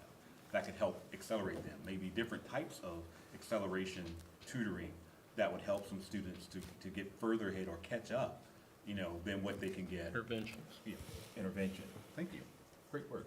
That they'd have an opportunity to be a part of. and, So I'm looking at the possibilities of what we could do. and if you think about it, and when I said 3 years, and I still insist in 3 years, is, so we have finally the COVID kids, as I call them, the ones that missed school, that didn't receive instruction. And there were parents like me, I just closed their Chromebook and I said, you're not going to school until you show up to school, because I can't deal with this computer stuff at home. So my kids didn't go to school. They received no instruction, not because it was online, it was because I said, I'm done. And those kids, they're already we've seen them grow. But we have the younger ones, we have 3rd graders right now. That group has actually been in school all this time. And we can actually track them, and we can really see, and we can't get the response, well, it's, they're lagging on reading because of COVID. They're lagging on math because of COVID, because COVID is no longer a thing. It hasn't been a thing for them. Those kids did not live it. Well, they did, but they didn't academically. Didn't feel the impact. They didn't feel the impact in school-wise. So we actually have a way of being able to track and being able to see the data, because you can't compare us to a different district, because we don't know what they're doing. We don't know what their teachers are doing. We don't know how they implement. We don't know how they teach. We don't know their curriculums exactly. Finally. And other demographics. It's the demographics, everything, it's just all the little variables change.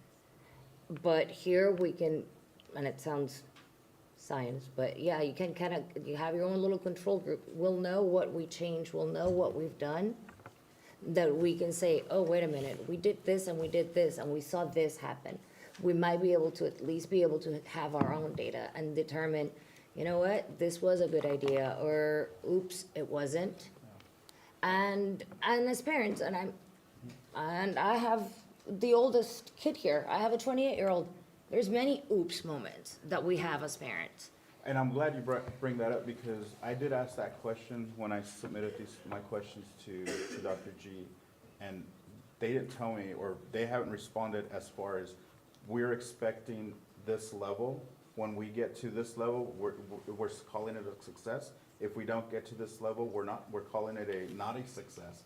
I haven't received that information, those benchmarks that they're going for, other than we want them to do well, which I want them to do well, but where are we at? Like, where's the data that we're trying to go for? Where is it that we say it's a success, or where, you know what, this is terrible, we're going back? I haven't seen that. So over the last 6 years, all the things that we have put into place in this district, do you think that we put those things in place to go backwards? No, I hope it's not. I mean, Yeah, I really you know, do. I don't believe that we're going backwards, we're moving forward, and, you know, we have put a lot of things into place over the last 6 years to ensure that. But I'm gonna tell you, you know, what tells us that 5 days is better than 4 days? I mean, what says that a 5-day model is better than a 4-day model? There are lots of other models in other countries where they're doing things completely different and having lots of success. So I don't know that it's that. I think it's more the systems that we put in place, the monitoring that we put in place, the interventions that we put in place, the programs, the curriculum, all the things that we put in place are what guarantee our student success, and our teachers being able to teach those things, and the quality of time that they're spending with the students, not necessarily in that day, and actually teaching, and not the number of days that it's being done on. So what are I think we also to gonna that, put in to place? what you just said, for number of this? days. Israel does a 6-day week. Why don't we? Right. If we're gonna go there and we're gonna say instruction time is the absolute, we need these kids in school, let's just do the 6-day week. Other than the Let's just 5-day do model more. is ingrained in us because it Right. based Do off the more. industrial Right. revolution. We're asking for more. Okay, so to combat what you just said, okay, so one thing that we heard was that from pulling services, our students dropped. We got that from one of the principals. When they pulled services from our students, they noticed that their scores dropped, and they said, that wasn't a good idea. I don't remember which principal said that, but I wrote it down. And we also heard that we had floating students. They're on the cusp. They could go up, they could go down. We are just now seeing the growth that we need to see based on what Ms. Cruz Perez said from COVID. And when we look at our presentation from Dr. Vu that said growth drives achievement, our third graders are improving.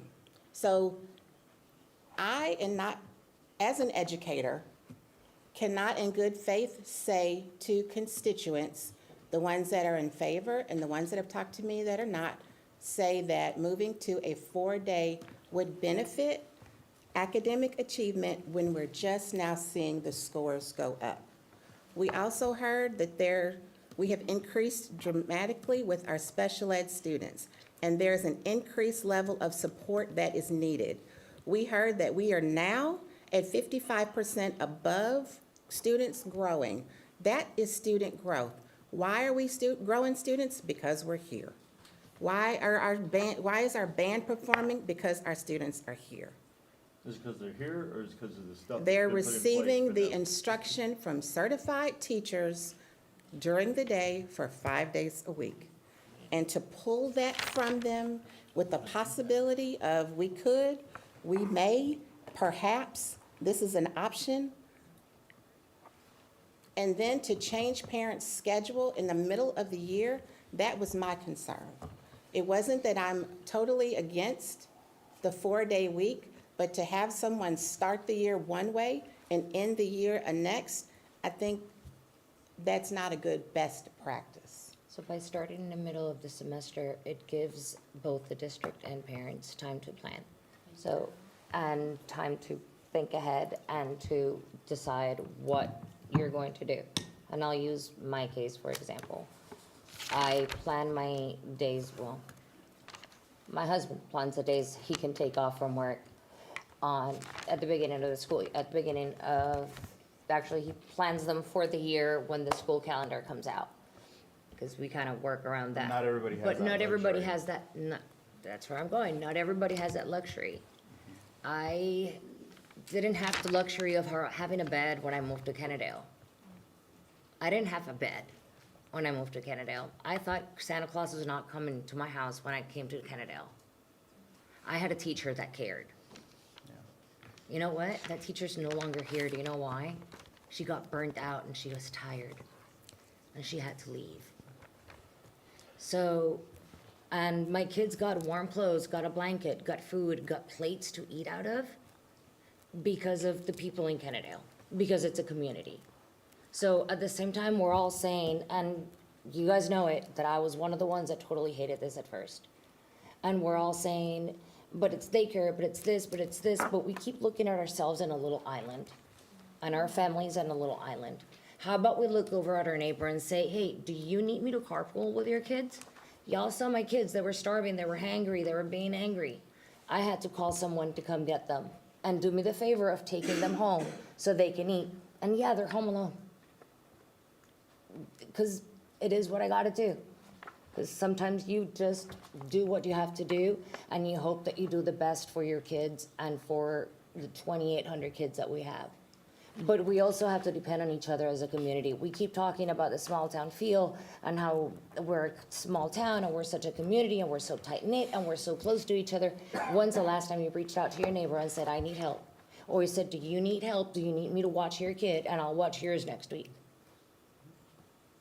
We need to start doing something if we really want to be the small town feel and really have that appeal. And I'm leaving. No bones in this battle anymore, people. I wish I could stay. Thanks, Ms. If you really want that, then it's time for everybody that is speaking in favor and against it to start looking at their neighbors and start seeing who can they help. And hey, there's moms that might not be able to work out of the home right now because they have a baby, and daycare is extremely expensive. And they can't work, but maybe they can say, but maybe I can watch 2 kids for way less, and I am helping another mom out. So I think it's kind of time for people to start being human and help each other out and stop being so insular. Thank you. Thanks, Ms. Cruz. Dr. Douglas, do you have an input? Yes, thank you for the time, because it's a very important topic, so I did put my thoughts on paper so I could just kind of make sure that I got those. So if you could indulge me a moment. I did want to start by saying I do want to appreciate everybody, the district, who put all the information together, because I know we've had some complex questions done in a very expeditious manner, and then all those that answered the surveys and came to meetings, and there were several parents and teachers that reached out to me personally, texted, messaged, emailed, called, and I do listen and I do appreciate that. So as a member of the school board, I am always excited about thinking outside the box, being a trailblazer, being innovative. But I think large-scale systemic changes really need to be done in a very measured and systemic manner so that we can make sure that we avoid any unintended negative consequences. Our entire purpose as a school district is to enhance and serve the interests of student achievement. If the interests of student achievement are not enhanced, then we're doing a disservice to our families and our students and our staff. Constituents have asked me, and I have also felt the same way, like, how in the world did we get here? And the first it was really brought up in any serious discussion was in October of 2024 as a board. And so I think from October to February, here we are. That is a very expeditious fashion that we're trying to move at with this sense of urgency that I think we've self-imposed. It was kind of like the DEIC committee has got to meet, and then we've got to accept this calendar, and I think it's been kind of a hasty way that we've proceeded. Moving forward, I think it is important to say that we have kind of established, I think here tonight and previous meetings, that there isn't a financial savings really that's driving the decision or the factor. We've kind of said that there wouldn't be any potential savings, and if there was, it would be negligible. We've even heard there may be some additional costs that may be involved as we go along if we decide to cover the costs of the students attending the YMCA. Much to be kind of still decided. I think the rationale that has been given is to kind of focusing on teacher recruitment and retention. And I certainly get the need for balanced work environment, and I certainly understand that high-quality teachers lead to better student outcomes. So I've kind of looked at that a little bit, and I don't know that our current retention data requires or dictates such a drastic shift. Out of our 440 staff members, 5 of them have expressed an intent to not return for next year. I think all those went out already this year. 2 of the 5 that are not returning are retiring. 1's leaving education. 1 is actually a counselor position. So I think out of 440 staff, 5 expressing, at least at this point, an intent to not return really speaks to a great retention level. I think as a district, we've even bragged about our numbers of highly tenured staff that we've been able to retain year over year. I think we've bragged about our pay scale really kind of being really nice for those highly tenured staff. So I get it, some years we have a few more than others. I think last year we had a lot more retirements, but again, 440 staff and 5 expressed an intent to not return. If you look at our teacher complement, I think we've got 2 uncertified teachers. 1's teaching a CTE, so that's part of our district intervention plan, not an issue. The other one brings a unique language skill set, and I think they're working on their certification. So I don't see that, again, our ability to recruit and retain. I know special education teachers and paraprofessionals have been a challenge that we faced year over year, and I don't think that's really unique, though, to our district. I think maybe more targeted measures for certain positions we can look at. I get that. What I have heard very loud and clear from teachers is that they would love a calendar with protected time. Not just PLC time on the calendar, but protected time that's not taken over by other requirements or other duties as assigned. So I think there is things that we could do there, but I don't, again, know that this drastic shift is what's best for student achievement.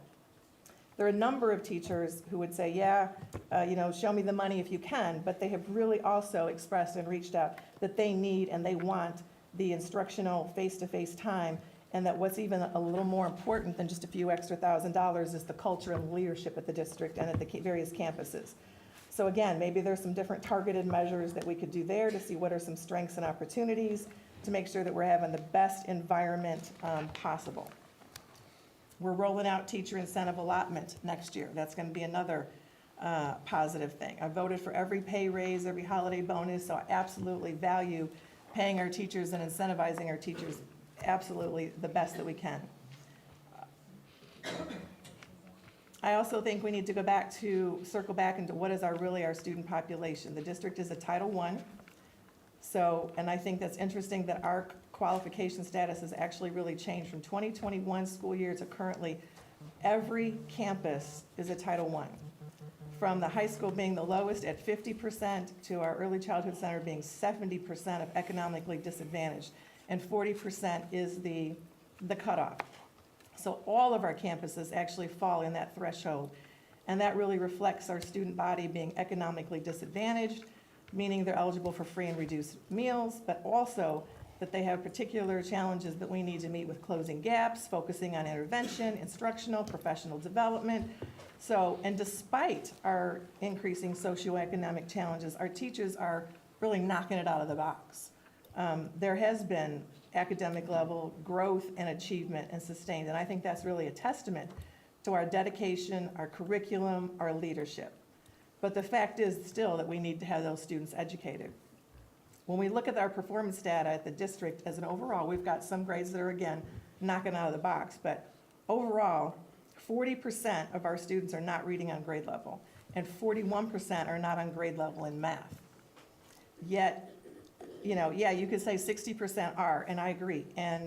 We've even heard from some GT students and some of our higher achieving students that saying that, a 4-day work week, school week, would be overburdensome on some of them. They expressed that they're already got a heavy load, and we heard one, say today that maybe that would be helpful. But I don't want that 60% to be harmed, and I certainly want that 40% to be protected and to continue to rise. But we do have 40 and 41% of our students that are not on grade level. So the bottom line is, despite adding 15 minutes a day across 8 periods, we're basically adding 2 minutes a day per class period. There's no way that you can tell me 2 minutes a day is going to be quality instructional time. That's get your backpacks and get ready to leave for the next bell. We are taking away instructional time no matter which way you look at it. There's no way, again, that you can be making that up with 2 extra minutes per class. I've also heard from parents with the special education students, and we're kind of trying to strategize what we could do with that, what we could do with childcare, what we could do with meals, transportation. Will it be half day, full day? I get that. My concern is that, again, we're trying to approve this calendar now and figure it all out later. That's a problem. I think we need to be in a more measured approach to that. I think all of those are valid concerns we talked about we can take between now and when we implement the calendar to get more community input, to kind of further engage the community and figure all that out. But again, we're creating our own arbitrary timetable. There's no urgency to implementing this. So if we were to implement it, I think we need to do all that first and have not concepts of a plan, but more plans in place. If you look at the research, it's very inconclusive at best. Some suggest a minimum negative impact the first year, but most studies show that by the 3rd year, there is a measurable decline in student achievement. And again, we have made so many strides. We are moving in the right direction. Our students were doing amazing things we just saw tonight. Our teachers are doing amazing things. But I'm not in a position that I would feel comfortable or confident voting on something that would seem to be an experiment, and we'll just see how it all works out. So again, I just appreciate the time to be able to express that because I wanted to share my thoughts and my process of thinking as to what's going to go into how I vote. But I think, again, our sole purpose is to enhance school achievement, and I don't have any solid evidence that moving from what we're doing would enhance school and student achievement. Thank you, Dr. Douglas. I appreciate all the thoughts and the time you put into that statement. Okay. Yes. Okay. No. I thought there was another comment coming. No, I've said my piece. Okay. Dr. G, There is a piece. if we were to move forward with this, I think we have to absolutely have a free plan. We have to bus kids, and there has to be food. Yeah. I think that's just, there's no ifs, ands, and buts. There's no debating it. Those things have to happen. And that's how I feel about it. I just want that to be said, because there's a lot of ifs and what, but we also haven't told you to go ahead and start drafting things up. So if we're gonna do it, I think that's what we have to do. Does anybody have any issues with that? I love that, Mr. Levy. I think part of that would be then not necessarily implementing this with such a time frame, but allowing him the time to do that, bring those plans to us, negotiate what he needs to negotiate, get what he can, as much as he can as a plan, and not come up with an arbitrary deadline of kind of, we have to implement it by this time. So are you prepared to authorize him to negotiate those contracts? We don't need to, when we ask for bids, when people bring us, when we were remodeling, there were companies that came to us and they presented, it's possibly gonna cost this, it's possibly gonna cost that. You may spend this. And we selected after that information was brought to us. That's what Mr. Serta started with. So I agree with you. We need those things. You can get a quote. You pick up the phone to get a quote for a car. You don't have to have, the board does not have to vote for that. When we got the contract from Enterprise, she came to us and said, this option 1, this is option 2, this is option 3. We don't have that. We have a concept. This is a very serious decision. It's the great experiment if you watch a certain TV show. But this is real life. This is going to affect our students, and it's going to affect our parents. So we need that information to make a sound decision. Y'all already know my opinion. You already know how I'm going to vote. But for people who may be swayed one way or the other, that is important information to have before you make, in my opinion, a sound decision for 2,800 students plus their families. For you to come and say, go to your boss and say, the year's gonna start off like this, and then it's gonna change without a plan. Once again, I think that's irresponsible, but I'm done. Okay, I really appreciate that, Ms. Moody. Yes, Okay, very passionate response. you are correct. So, as a board, we have the responsibility of voting on the calendar. That's gonna happen next year, okay? And I think it's good for us to remember that even the one that we're debating most of all seems the one that's the second semester 4-day. That's almost a year before that would actually be implemented. So it's time to go ahead and, and have some additional, whether or not you can call them town halls or specific details that need to be worked out, with families, about exactly what we're gonna do. So, sometimes you don't put the drapes up until after you buy the house. But I think, the counter to that is you're putting the cart before the horse. Why do we have to approve a calendar that then says, but what our intention is to figure all that out? Why don't we postpone it a year, figure it all out, then bring back the plans with all the feedback from the community, the buy-in from the community, the plans, have something a little bit more solid, and then determine, is this something we can do, and then move forward with it. I can understand that, and I can understand why you say that, because I've heard that from you and some others as well, okay? But I also have heard that others feel that, it's worth moving forward with, and we think that we can do this, and it would be good for our community, good for our teachers, and there's an opportunity for it to be good for our kids as well. But where have we gotten, when you say that, what research evidence have we said that it's going to be good for our students or good for academic outcomes? We've taken 2 surveys now at this point. We've Those got are- loads of data but from that's teachers. opinion. But you've asked for where this is coming from for the teachers. That's where it's coming from for the Right. teachers. I'm gonna tell you right now, we sat here in this DEIC meeting just last week, and I heard Dr. G say, we are $4,000 behind Arlington ISD. That's now. Okay, great, we're not struggling. I heard a teacher sit right here and say, I don't work here because of the money. Right. Great, I love that, that's wonderful. That's so easy for us right now to say that. Oh, we're not worried about the money. What about in 5 years when we're $10,000 behind? What if it's more? When it gets to that point, you can say, oh, I don't want to talk to teachers that only care about money, but you know what? I'm a recruiter myself, and when I talk to people who are underpaid, they feel undervalued. And one of the things they say is, hey, I know I'm underpaid, I know I make a lot of money because I'm in this profession. But it's the principle.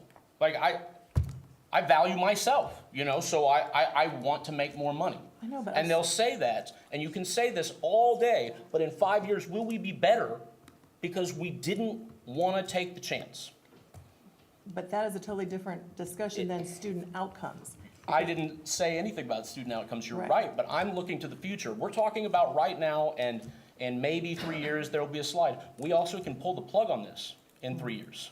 But I think, If that's a concern, but I think what I was commenting though is when Mr. Owens, President Owens said, this is going to be better for our students. And I said, where is that data? Where is that evidence that this would be better for our student Let's be achievement? clear. I didn't say it's gonna be better for our students. I said there's an opportunity for us to make it better. Okay, Because there's So- opportunities for different enrichment that we can do. And that's what I can focus okay. I think that, and I speak as a mom of 5, so that means many teachers that have gone through my head. The teachers that have made a change in my kids' lives, and the 5 of them, like, that have changed, that have made, even in my life, these were not the unhappy teachers that felt unpaid. These were not the teachers that were burnt out. These were the teachers that felt valued, that felt that they were taken care of.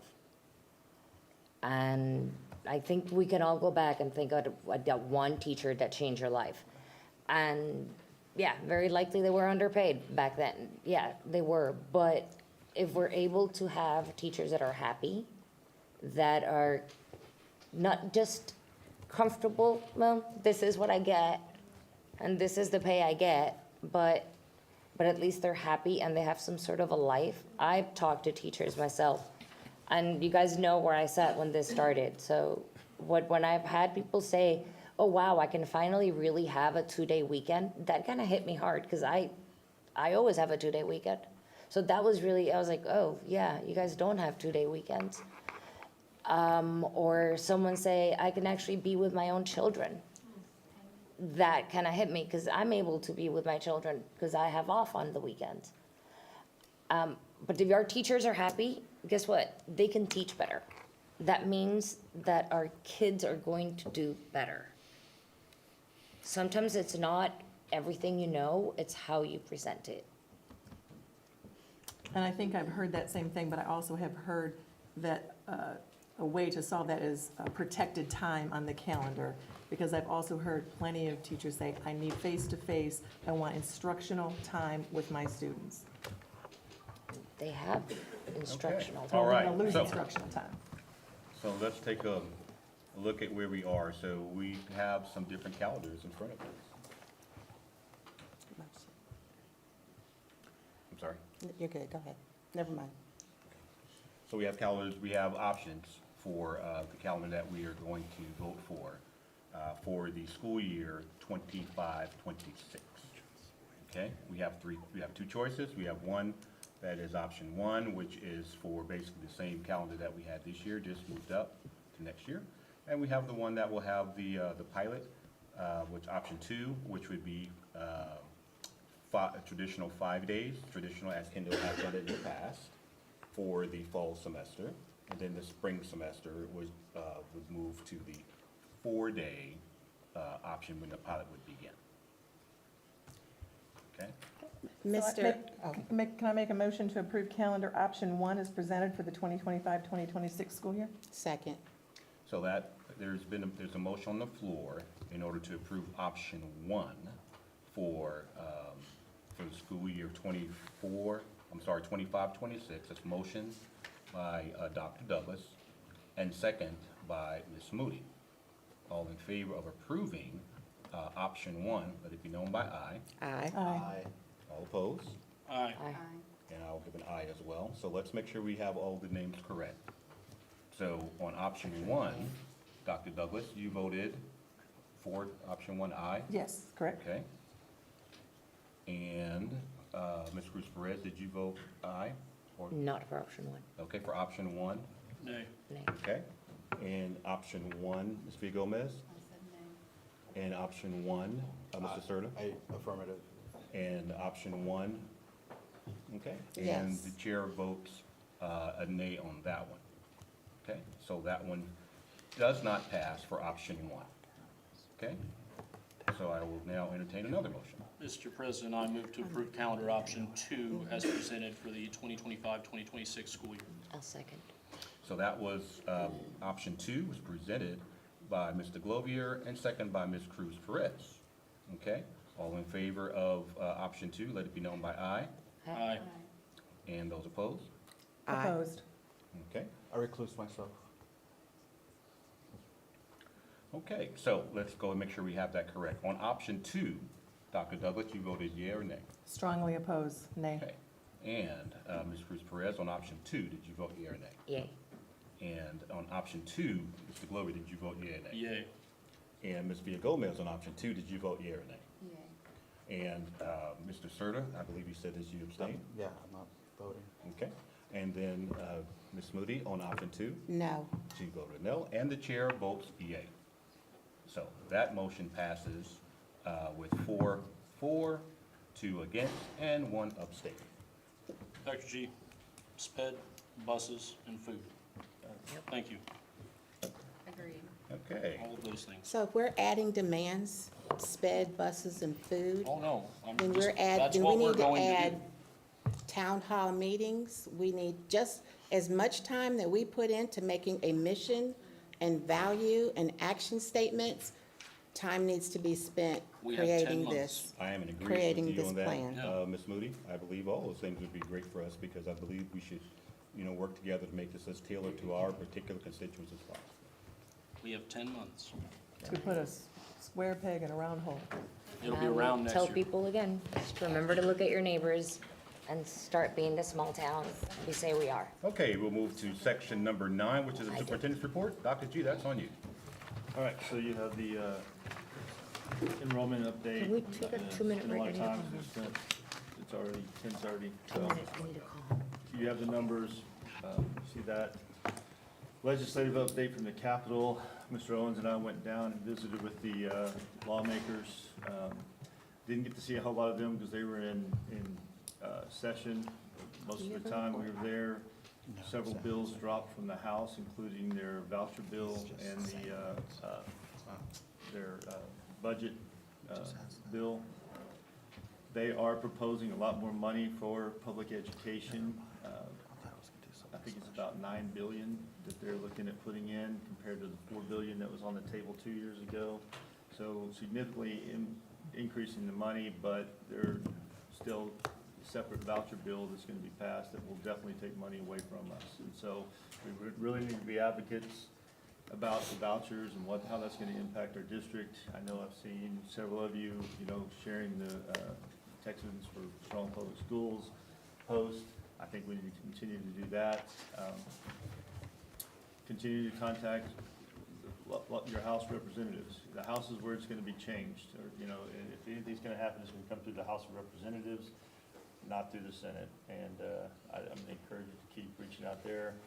We met with probably 15 different offices of representatives and our Senator King.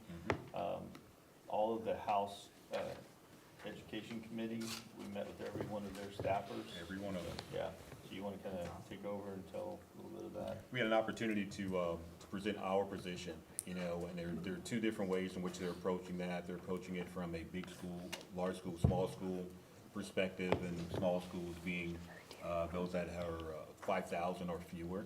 But then there's other proposals that they are proposing that they are, urban versus rural.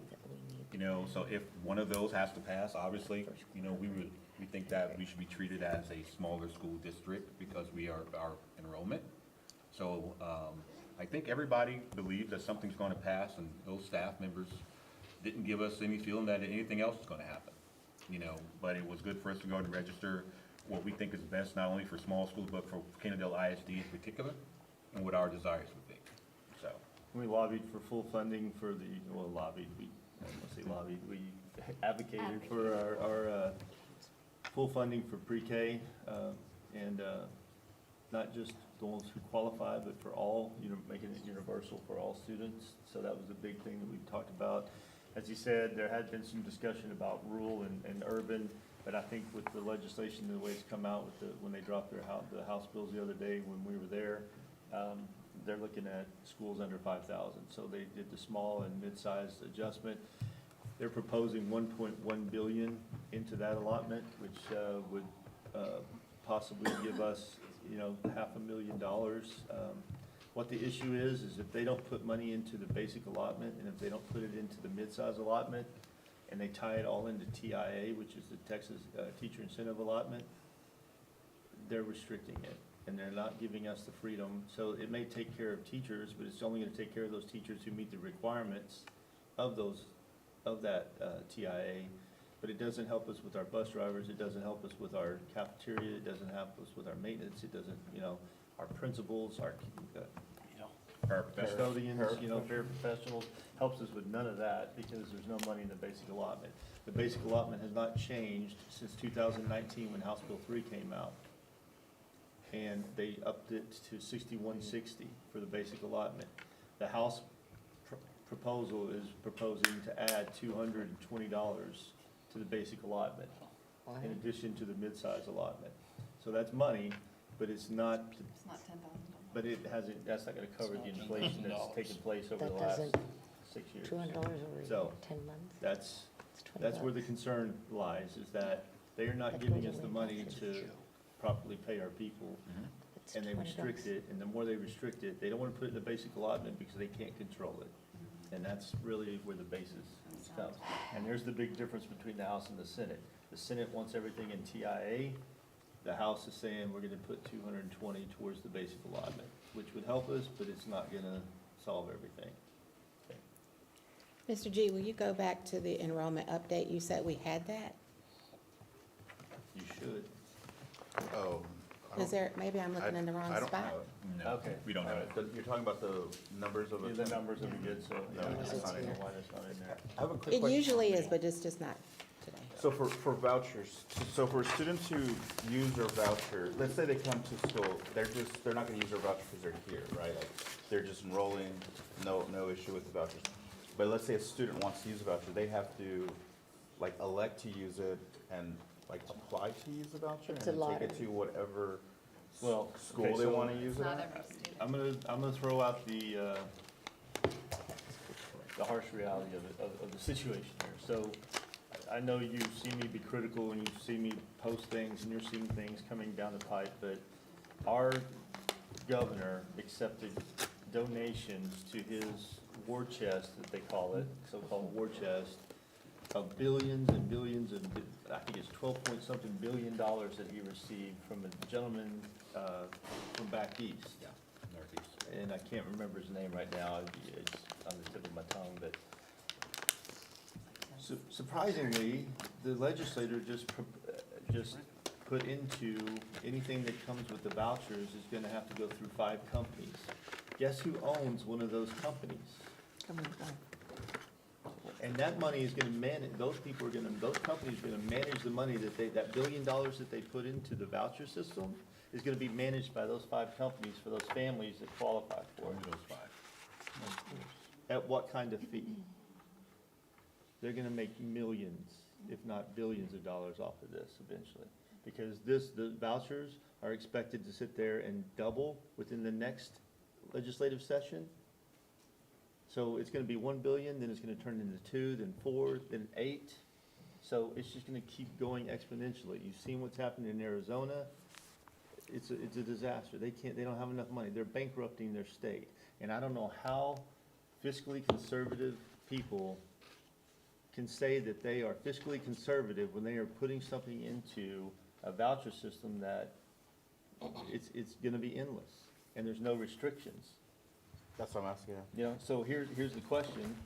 Say they take the $10,000 and somebody leaves our district and they go to, I don't know, Antigua, whatever, you know, they go there. And let's say that something happens and they don't get the services they need, which they don't have to provide the special ed services that we do. They don't do transportation, so that kid can't make it there, so they come back to us. Does that money follow them back to us? Or is it gone to them forever? There are no restrictions on it. There's no regulations. So how are we gonna know where that money's going and who's keeping track of it? They get the 10 grand up front to pay for the tuition. So the kid comes back to us mid-semester, those 10 grand stayed at that school, they don't return to them. So where'd those funds go? Well, you remember, these are all proposals, that nothing's set in stone yet. So, but this is the stuff that's on the book, so I hope that kinda helped answer. And 'Cause know- there's no regulation, they don't want it to where now the House version has some specific things on it, the Senate, no. So if they pass the House, passes theirs, now the 2 are gonna have to go into committee, and they're gonna have to sit there and hash it out in the committee, and they'll have some other form of the version, but this is where they're gonna start all their infighting, so. But the House is not just rolling over and doing exactly what the Senate wants, so. When would they be voting on I'm sorry? it? By when would they be voting on it? They're, By the end of the he's made an legislative emergency, item, so they're gonna be pushing them through pretty quickly. Before the end of March? Yeah, I'd say yes, yeah. Make sure you contact your legislature. And I think they are starting, like you showed the day at the Capitol, and, you know, there's been several groups going down and advocating at that's another thing. They have a pretty bill, regular. they have a bill proposed because they don't want us utilizing taxpayer money to go down and advocate for our public schools. Yet they can have charter schools which get public money too, and private schools who go in front of them and lobby and sit and testify in committee after committee after committee, and that's perfectly fine, but if we sit there and go down and do it, we're using taxpayer money to lobby. So that's why I'm very, very hesitant about using the word lobby, because that's what they're calling us, you know, is that we're utilizing taxpayer money. We're advocating. So, but yet, they let the other side do it at will. Bless you. So, anyway, like I said, I'm not very Bless pro you. any of that right now, so, anyway. All right, next, I'll get off my bandwagon. Next thing is a bond meeting plan, so, we have, put together some dates that we're going to share, I think, are the dates on here? The dates. Yeah, I've got the dates there, to start having public meetings for. Where? I'm sorry? We have nothing under superintendent, we just have A, B, and C. Let's see, in there. So the first one would be, See, what we're our gonna do meeting is plan. at the 4E Expo on Monday the 3rd. Oh. We're gonna have a flyer that's got the dates listed on it. The first meeting would be the next Monday, the 10th. Yeah, it's there. Huh? Yeah, it's on there. This yeah. board discussion. But it's under board discussion, not Board under, discussion. not under Okay, superintendent okay. report. So I'll leave it for that. So anyway, but just kind of give you that idea of how we're gonna roll it out, and we can go through that during the board discussion. So I'm ready to move on. There's no. That date was for what? What's gonna happen that day? 4E Expo is March 3rd. Right. And so we're gonna have flyers that we're gonna be handing out, passing out to the people that are coming through, you know, And the flyers are gonna be for when? generated by Robert's group. Regarding the for- bond. Regarding the bond, okay, Bond. thank you. Okay, so that's a perfect opportunity to roll into section 10, which is the board discussion. And the first thing on the board discussion is about the 4E Expo, which can be March 3rd from 5:30 to 7:30 p.m. at the high school. So we've been hosting this for the past several years. It's something I brought into the district, showcasing our, the 4 E's of our vision, the engage, enrich, excel, engage, enrich, equip, and excel. goodness. Really gracious, yeah. So we'll have several performances. I know I was talking to the Patterson teachers today, and they're having a big choir performance. Their choir's gonna be coming and performing, I believe. Is that accurate? Yeah. Okay. Third grade's coming in. They've been practicing, rehearsing for that. We've got the band and the choir that our high school and junior high that'll be performing there, in addition to basically just showing off engaging lessons that are going on in the classroom and what the kids are learning. So that's the fun thing. So. That's good. All right. Question? I'm listening to you, I'm sorry. Okay. Yeah. All right. Okay, the next item up I have is for next month's board meeting. You know, we have spring break coming up. The suggested date that I think is good for us to meet will be March 27th. That'll be the last Thursday in the month. How does that look for everyone? March 27th. Mhm. I'm okay with that.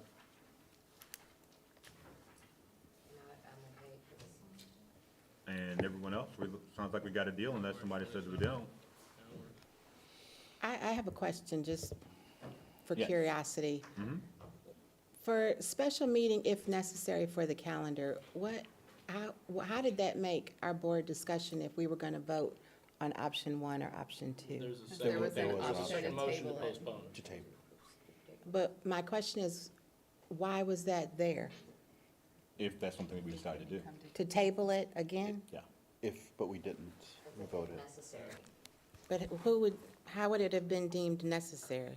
If we couldn't tabled come it to an again, agreement. we still have to approve a calendar. So if for we next had, year. had it been a tied vote, then we would have It had a wouldn't have been special a- meeting? it- Well, Yeah. it's on the agenda, so If it that's why I'm had- asking if it had for been- clarification. Yeah. Yeah, for clarification, it was just there in case that's where we ended up at.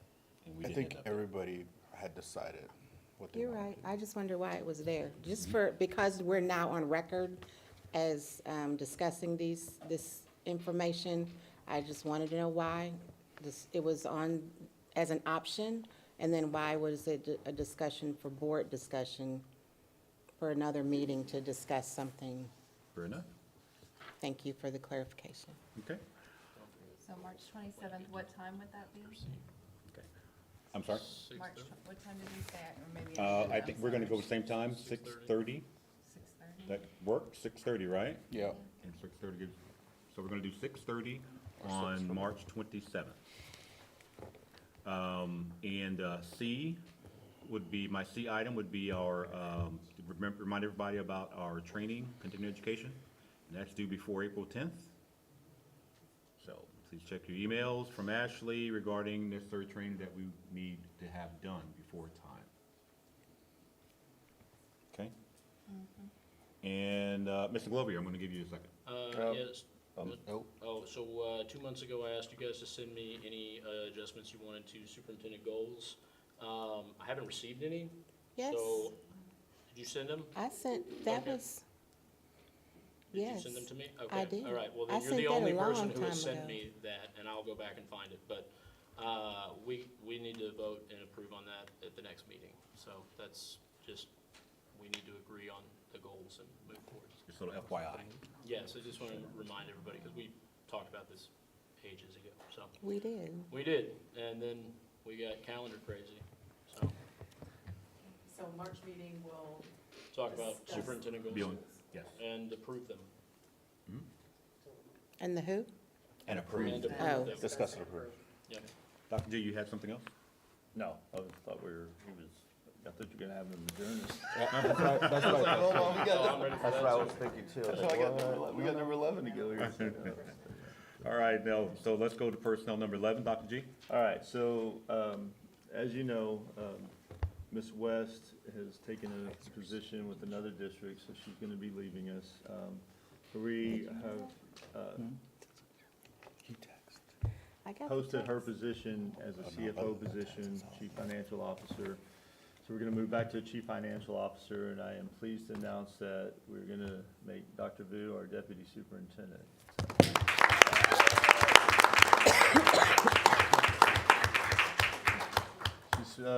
She's been here 6 years and. It's gonna be 7 in April. But who's really counting, right? Hey, it's not dog years, all right, so anyway. Feels like it. Yeah, but- so, 2020 to 2022 count twice. It should, minimum. no doubt. And I've already started, I was just down in Austin at the TASBO conference, walking around, talking to people and trying to find somebody to encourage to become CFO. I will tell you that CFOs are hard to find right now, so, yeah, lots of positions opening up, so, yeah. And, but I got some good leads, and hopefully we're gonna move forward there, so. That's it. All right. And list of those that have left, those have been hired, you have it there in your board book. Okay. And, I think that's gonna do it. I don't Anything else? understand what that meant. Think we're ready? I said if you're ready. Okay, well, thank you all for being at the meeting. I know it's a little bit late, later than a normal one, but I think it was very important. So, Mr. Glovier, Wait, are we not doing closed session?